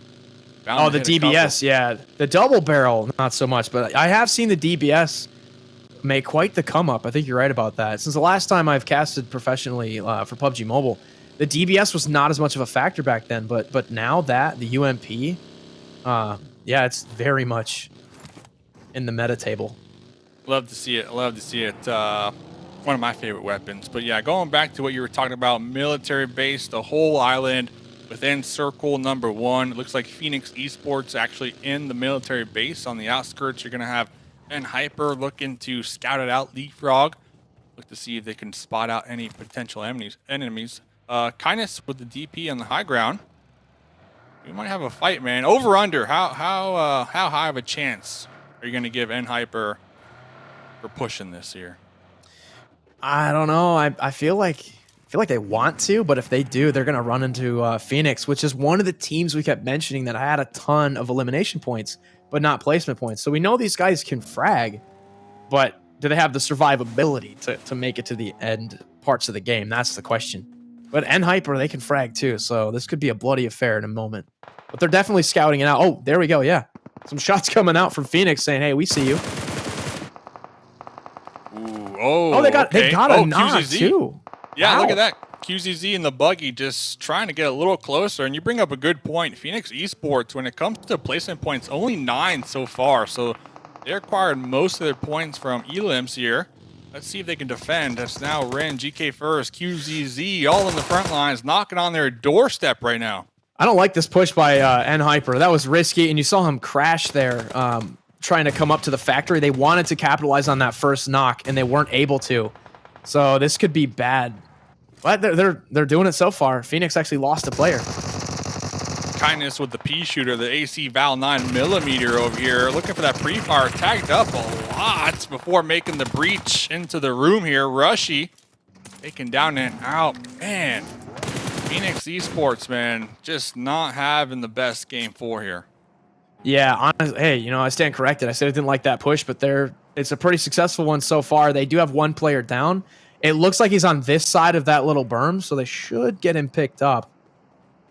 This would be a good morale boost. Like, I think that they haven't been having quite the day that they've wanted, but if they can wipe Phoenix and keep all 4 of them up, that's going to be huge. We saw it last match, C4. They got an early squad wipe, and they just kind of let loose from there, right? It can really set the tone for the whole game.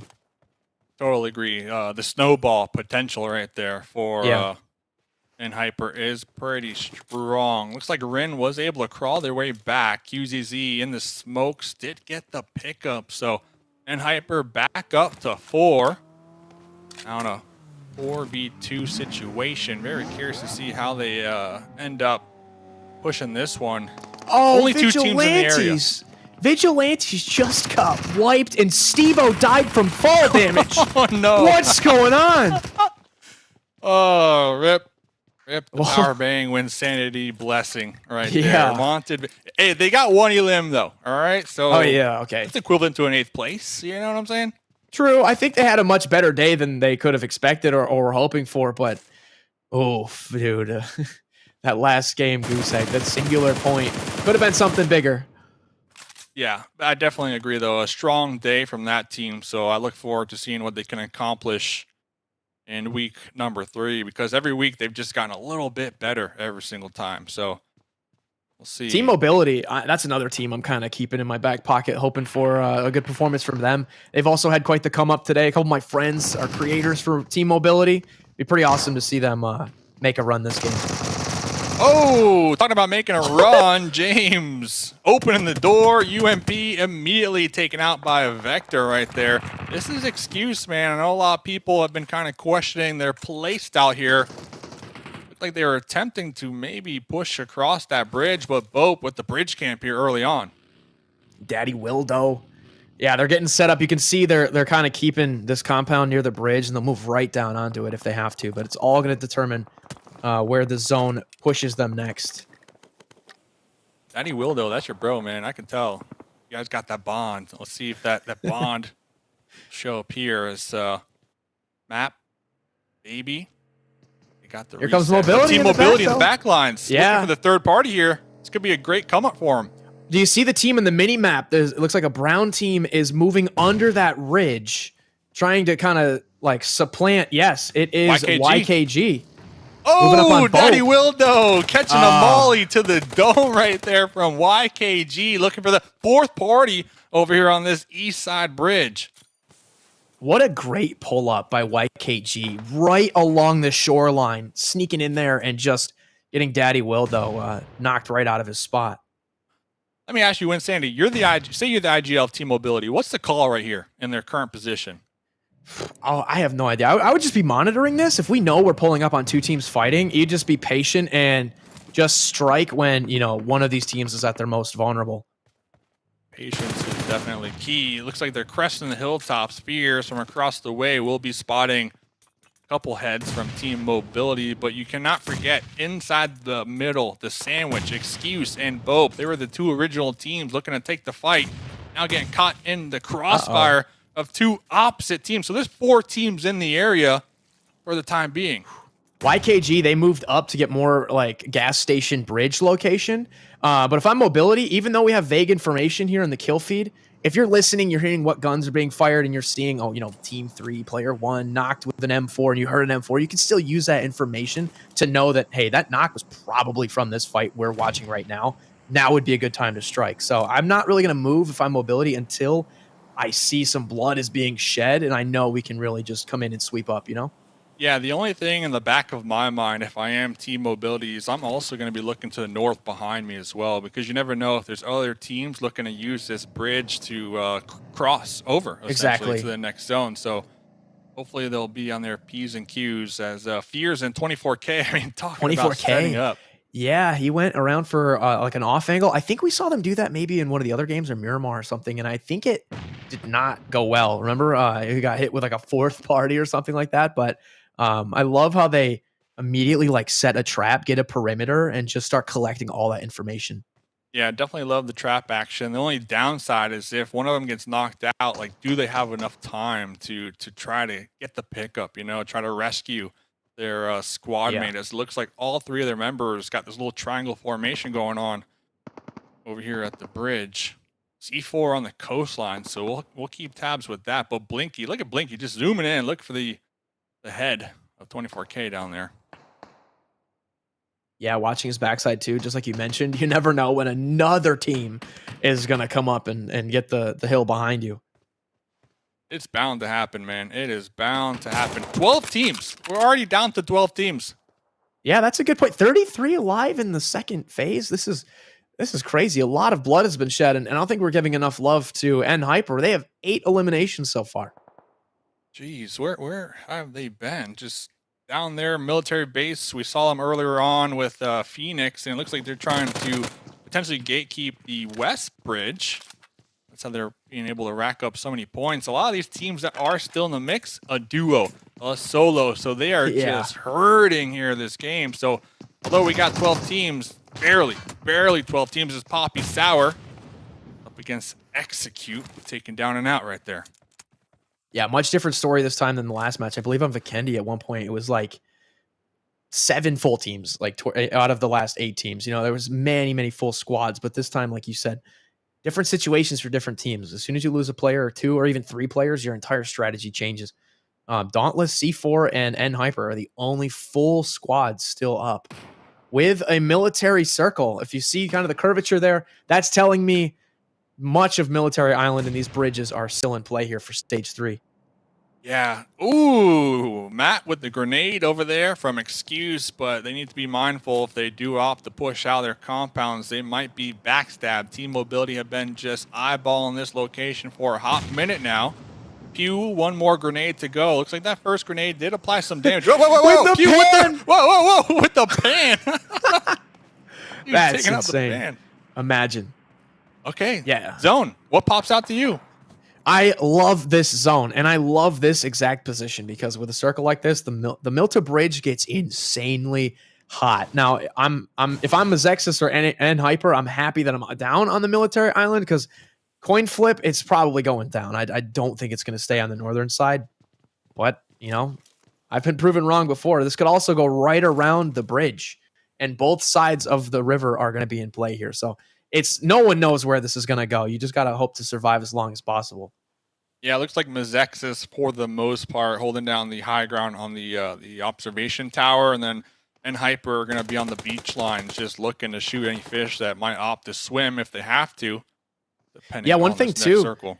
Since I've last casted, they've added the walkways on the sides of the bridge, which has made bridge camping a little less effective, bridge fights a little more dynamic.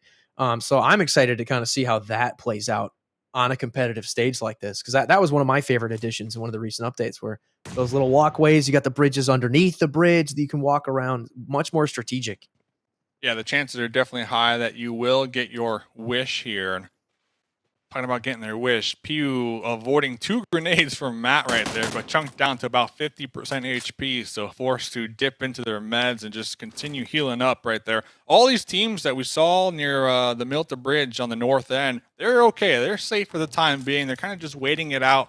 Maybe they'll get a knock. Are they going to push? Most likely not. So let's kind of wait to see where this next circle goes. And there, yeah, right back to the point here. Matt getting another knock. So it is important to think about, though, because these knocks are taking out your opponent's utility when it comes to their armor, their meds, and it's just making them even weaker. See that YKG sneaking another knock there on BOPE, and they might move up because they probably saw in the kill feed. That was 2 knocks from the same team. Yeah, here comes that push, I believe. And they're going to crash and try to supplant BOPE right now. Honestly, good patience by XQs. They've been surrounded for like 10-15 minutes, and they're still up, still doing well.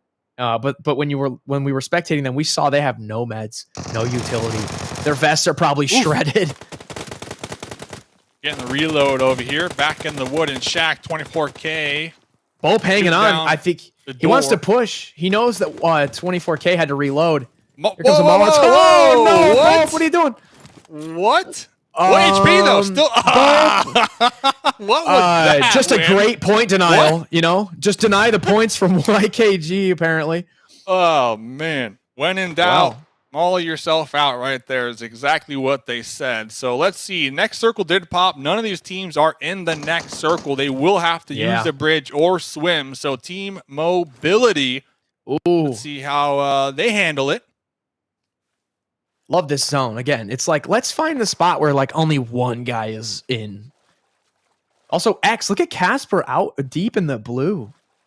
If he can make it in, he should have a pretty safe next couple of minutes. There's going to be no one around him. Love how YKG are opting to be proactive here and kind of pull back towards the bridge, because they know for a fact whoever wins the fight in the compounds are going to most likely use this bridge. So looking like easy points, but talking about easy points, Trey walking through a molly, Pew, SK12 right there. Let's see what they could do. Baby already down on their knees. Blinky looking to make the breach with the UMP, the pre-fire through the compounds, but they got to look up top. Matt through the third-story window, catching Blinky right there. They got 30 seconds, and YKG's about to cross that bridge, and when they notice that no one's on it, they might take the opportunity to camp it themselves. Oh, no. The head. What the dumpster? Just too strong. No, why are you bandaging? With the S12K. Advantage. The jump shot. No, say it ain't so. Okay, I was going to say, don't let him 1v2 you. It's up to Trey. Trey, here's the footsteps, the pre-fire. Oh, Baby my God. From Excuse with the AC. The drop shot. Drop shot. Woo! Excuse coming out on top. This is exactly what this squad needs here to kickstart their tournament in the Titan Series Season 1. Yeah, they're coming up. They got to make a name for themselves, and they have no time to try to regroup from that fight and get across the bridge. And MEZEXIS is now lurking here. I'm not sure what happened to YKG. I think they were trying to cross. They might have successfully made it in. Yes, they did. And they're going to play the coastline, which is a great spot. Just like the first Erangel match, YKG got on a ridge, and they were able to ride it all the way to the chicken dinner. Yeah, great point. It does look like they lost one of their vehicles, 24K, trying to play a tow truck driver. trying to tip it back over here. Wonder who did that, but we haven't really been looking at him too much, and you brought him up. And Hyper, 12. Yeah. 12 elim so far. And they're still we mentioned the record books last match, and then Hyper's like, hey, maybe we can get a spot up in there. I think C4 has been very quiet. I think they might be on the ridge as well, just up a little bit northwest of YKG. Yeah, I think that's C4. And they haven't done much this match, but they could clean up. They've got the position, but it looks like they actually have a knock here. Oh, did N Hyper just wipe a team? Saw a bunch of red flashes there on the map. Yeah, that might have been the solo from XQ kind of backstabbing them right there. But let's see. C4 finally making their breach on the shorelines. Coops cooking a grenade, immediately dodging the buggy, but not in time for Chico with the UMP. Here comes 24K with the spray down. Oh, the reload and the swap. The M4 had no bullets ready to go either. Here, win. That was crazy, man. You got to make sure your guns are reloaded when you're pulling up on a team like C4, man, but they're not out of it yet. Fear's coming in with the UMP. There we go. The good old UMP. That will never let you down. Wow. But they can't get picked up because there's some free kills. These other teams, they see these knocks and they're licking their lips looking at free points right here. 24K. Maybe 24K if he could just climb over that little ridge. I think he's safe now. Yeah. Wow, just in time. Yeah, that was the duo from Excuse trying to backstab him. We can see him on the shorelines as well. So, my goodness, YKG taking out C4 right there in the final game of today. Pretty exciting stuff. Let's see what N Hyper can do, though. Still a trio, still up and active. Yeah, I mean, they're making a run. We just talked about the previous mark was 19. N Hyper has a chance to do that. I mean, we just had it get smashed by C4, but if they hadn't done that, I mean, N Hyper would be making a record run right now. Just honestly, records being broken left and right all day today. Yeah, and something's in the water. Yeah, very interesting. They got a 2-1 split. They got Kindness up there in the north trying to potentially pick up some thirst out there. Now pulling back here, Win. Yeah, I think they are aware that they have an opportunity to really slam the door on this one. They did lose a player, like you said, but still a trio up with only 12 remaining. They can still get a lot of points here. Deadly, and Remix already repositioning into the zone here, leaving a duo from MEZEXIS trying not to get backstabbed here. They're going to be in their vehicles. Looks like they should be able to pull back towards Remix, but the next circle up there to the north. Yeah, and YKG just lost one player. I think they're down to a solo remaining. Yeah, but they will get zone. Ooh. And NHP in trouble. Peralta with a massive grenade right there. Rin knocked out and inactive. They're looking to make the push here over the hill. I believe Kindness, we can see them in their vehicles trying to decide if they have enough time to support the pickup. Inactive, dropping a mini red zone. That might be the one. No, I was thinking on the bounce maybe, but there's the pickup. Not even going to med. He's going to hop in the buggy and get away immediately. Reposition back to probably get that heal. Ooh, and that's Kindness from within the zone, taking shots at Peralta right there. Wow. Peralta going to try to do something about this? No, that was a great play. Remember I said he got in the buggy and moved back without healing? I think he was the one that got the knock. He immediately went for position and was able to get a knock off of that. That was really smart. And they're up to 15 now. I know. Looks like they are going to lose Rin, though. And Hyper, the duo, playing the Shaq Bros strat over here. So we got a duo and 2 solos here win. Yeah, this is going to be a little snake fest, I think. Yeah, Rin goes down, but at least N Hyper picked up a point to, get a bit of a trade here. Still, though, if you go down now, that's only 4th. That's going to be a tough pill to swallow when you realize you got hardly any placement points for surviving this long in the game. Yeah, that's only 4 points, so hopefully they're looking to get a couple more ELM points. Very impressed with Excuse. Still with Baby alive over there. I'm not sure what their meds might be looking at. GK first looking to toss out a little smoke tunnel, create some soft cover. As now they are within range, within grenade range. But Hayuya, he saw that. And the buggy catching their attention, kind of putting a stop to the push because Hayuya, what is going on? Drifting through the smokes, trying to get the runovers right now on N Hyper. This is crazy. They're all just piling on top of each other. Excuse finally goes down. 1v2v1? Okay. You're I think still alive. NHP all day. If they don't win this, I will be shocked. Remix with the Honey Badger. Looking to wrap around over here. Spots out Hayuya. Nice grenade, putting a stop to the push, but Remix, Honey Badger. Ooh, he's got Laser 7 right there. It's a Honestly, 1v2. If there was any one guy to maybe take out these two from N-Hyper, it's going to be Remix. Let's see what he's got. Little airdrop too for some hard cover. Like, talk about the perfect spot for a box. Kindness, I see that grenade. Kindness tossing a grenade. The blow up in the air, but that was on the money. GK first down range, spotted, tagged, forced to hit the dirt. Kindness, like you said, using his care package for cover with the smokes, just trying to flush out Remix with the grenades right now. Oh, and looted the level 3 gear. That's huge. Yeah, gotta grab that, you know? He's gonna back off. N-Hyper was split. Unfortunately, Remix could not get that knock. Little Honey Badger action too. Brand new gun. Love it. Kindness, UMP got the reload. Spotting out Remix with the Honey Badger, attempting the drop shot right there. But N-Hyper getting exactly what they needed to end off week 2 here of Titan Series Season 1. That chicken dinner.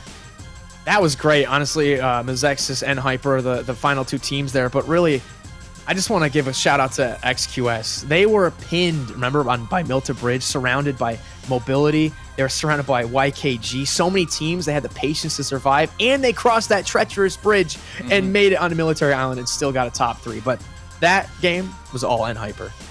Yeah, and kind of to tack on to your excuse point, like not only did they make it across the bridge, but instead of just playing like a turtle and just turtling up, not moving a muscle, making sure to snake it out, they were third-party teams on the coastline, so they weren't done. They didn't have their share of elims there, and they kept pushing it and pushing it. So really happy to see Excuse kind of crank up the volume here in the final match of the evening. But Win, great casting with you, man. I believe we got Neptura and PB, so we're going to bring them on. All right. Yee, we're back. What is going on, everybody? Man, what an exciting game that was, highlighted by an N-Hyper chicken dinner. And I love the way they set the tone early. Like, they have been kind of absent from the top of the leaderboards, absent from the dinner table. They were trying to get that chicken, and they started off early on scoping into military base, trying to catch somebody kind of off guard. And they found Phoenix Esports down there, able to get the knock. And the best part was that they had them separated. So they knew that going in. And so they're going to take their whole squad down there. They leave 1 for Overwatch. And ultimately, they know it's a 3v2 or a 3v1, depending on where they actually land. So really impressive job on N-Hyper's part to start that off. Ultimately picking up a ton of points here. Neptura, though, what else did you see this game? I think a lot of the game was really taken up by that big old kind of standoff over in right here. Yeah, this is what we're talking about right here with BOPE and YKG and T-Mobility. Pause. Yes. This play right here. Can we just get a moment of Play of silence? the match. Oh, poor The guy. point denial. 300 IQ plays. Yeah, for real. Anyway, keep going. Oh my goodness. No, but this with Excuse as well. It took up a lot of the game. We saw this for the majority of that first half of the game, and it was really interesting because I think one of you two said something about it. Is that there's just the patience, particularly on Excuse's side, just to hold on, keep steady, keep some distance between these teams, and just do their thing. And it worked out very well for them. YKG did an excellent job as well. You saw them having that ability and then using those angles and being a bit more free to move around those buildings and crash when they want to, but then also back out, because those compounds can be very limiting with what you can do, because you can't really back out of them, especially with T-Mobility at your back. So some really, really good stuff coming in from them. It was nice to see. Absolutely. YKG owns those like embankments. We've seen that multiple times now, where they just kind of put their back to the water. And if they can focus all in one particular direction, they're a really dangerous team. One thing I will point out, though, about YKG that game is that they lost their main man, Joey, early on in that one, losing him and then down to 3 members for the rest of the fight. That was unfortunate, because if they go into that bridge area with 4 players, they were an entirely different team there. But I will say, pretty solid performance overall. YKG, you can see 24K there, pick up 5 assists, even though they were short-handed that whole time. Remix with an incredible game there as well, picking up 7 elims and even doing it from long range there with a 252-meter elim. That's crazy. Ultimately, the last laugh here is Kindness and crew from N Hyper. That's a lot of damage from a solo player in one game, picking up over 1,000 there. And you love to see it. So let's take a peek at the rankings there for that last match. And you can see N Hyper finally getting the numbers that they needed to see, followed by great performances here from MEZEXIS as well as YKG, each earning double digits here. But other than that, Winsanity, how was it for your first day covering some of the Titan Series action? Oh man, this was crazy. So many ups and downs. Just within 4 games, we saw teams drop massive point games, like C4, then they had a 0. And then we had Vigilantes rise up the leaderboards. And then right when we're like, this is their time, they dropped a point, you know? But then other teams like Mobility just kind of hanging around, get some points every match, hoping to just rise little by little. And I don't know, all these teams just really went out there and left it all out on the battlegrounds. That's for sure. Yeah, a couple of teams there on the bottom half of the standings in Dauntless and Wanted Vigilantes came out and absolutely slayed the first 3 games, but didn't quite get it done in the 4th game. And that leaves us with the overall standings after 2 weeks of qualifier play, and C4 doesn't quite crack triple digits, but the news of the day is N Hyper has vaulted up to 2nd place. And the cool part here is we actually get to go 2 tiebreakers deep right now. We're tied on overall points with N Hyper and Dauntless. We're tied on chicken dinners, but then we go to elims. And that is where that aggressive play pays off. N Hyper takes 2nd spot right now over Dauntless, and YKG on the outside looking into that podium. But really the story is around 12th place. That is the cutoff to make it directly into the Premier Finals. The bottom 4 teams will be relegated to the Challenger Finals, and they'll have to fight their way through the best of the Challenger division. And one team there, Dave, that's still in the bottom 4 after 2 full weeks now, Execute. Okay. And the Golden Eagles. I was setting you up there. We got baited, but yeah, Golden Eagles still in the bottom. I mean, there was nothing new here on that one, but yeah, unfortunately for Execute, not able to put anything together to get into the top 12. Are we thinking that's going to change? Or are we thinking this just might not be their season, my man? I mean, they've definitely been getting punished here with their play style, like having their 2-2 splits for the majority of the game. And I definitely understand, trying some new things. They recently brought Tensa back onto the main roster a couple weeks ago, so kind of playing that co-IGL role. I'm almost curious if there's too much information flowing now within the team comms, and maybe they're kind of getting in their own heads. I think they can come back, though. If there was any team at the bottom, it has to be them that can make that comeback. Absolutely. I mean, if I had to call out a few teams here, I'm looking at the standings that, really need to bring their A game next week. I'm looking at BOPE. They have been absent this season. I don't know what's going on with them, but normally the aggressor is shooting boxes in Miramar, really, stunting on the haters. Where you been this season? BOPE Esports got to pick it up a notch. And then I'm also looking to Execute. We've been mentioning them. Yeah. They've got to turn it around. They've got the tools to do it. They've got the skills. So definitely looking to see them kind of climb their way to the top of the leaderboard. We also saw the Panthers slip a little bit this week, not kind of showing up to all the games. Like, that's got to change. They were in 3rd place to start the evening, slipped all the way down to 7th here. So they're going to want to, it's still possible for them to miss the cut. There's a lot of teams that are really, really close. Not a whole lot of points separate these teams, Dave. Would love to take a peek at the final thoughts, though, from you, Dave, if at all possible. Golden Eagles. I'm looking at TitanSeries.gg, and I'm looking at Season 1. I'm looking at the player stats, the grenades, and they're only here on one stat, and that is number 3 for most healing per game. Not the stat I want to see them. Hopefully moving forward, we can see them at the top when it comes to damage per game. I would love to see that. But yeah, love the website. So much information there. Make sure you go check it out. Looking at Execute next week and the Golden Eagles to hopefully make the comeback. Don't do it for you. Do it for me. Do it for me. Execute and Golden Eagles. Absolutely. Do it for Dave. Anyway, thank you so much for the analysis there all week long. Neptura, give us your final thoughts for week 2. I mean, it's been such a great night so far, not so far, at the end of tonight. It's been a great night. All 4 games been just very riveting. Some really, really good plays coming in. And I think there's been a few changes coming in from some of these teams as well. We're starting to see some of the vibes start to shift as we get closer and closer to those finals. And the points get closer and closer as we get to those finals as well. So it's been a very, in some ways, tense night just because of the closeness of those points. And I think it's only going to get more intense as we go into week 3. So I'm super excited to see what next week has in store for us. It's all just gearing up to those finals, and it's very exciting. Absolutely. I gotta say, I'm looking at the standings. One of the interesting things that I'm seeing after 2 weeks of play here and 8 matches, there's only 4 chicken dinner winners at this point. It's not quite the spread that we saw last season, whereas this season it's been pretty concentrated. If you're C4, if you're N-Hyper, if you're Dauntless, if you're YKG. Those are the 4 that are kind of getting consideration at the top of the tables. We've had a few teams get kind of close, sniff around a little bit.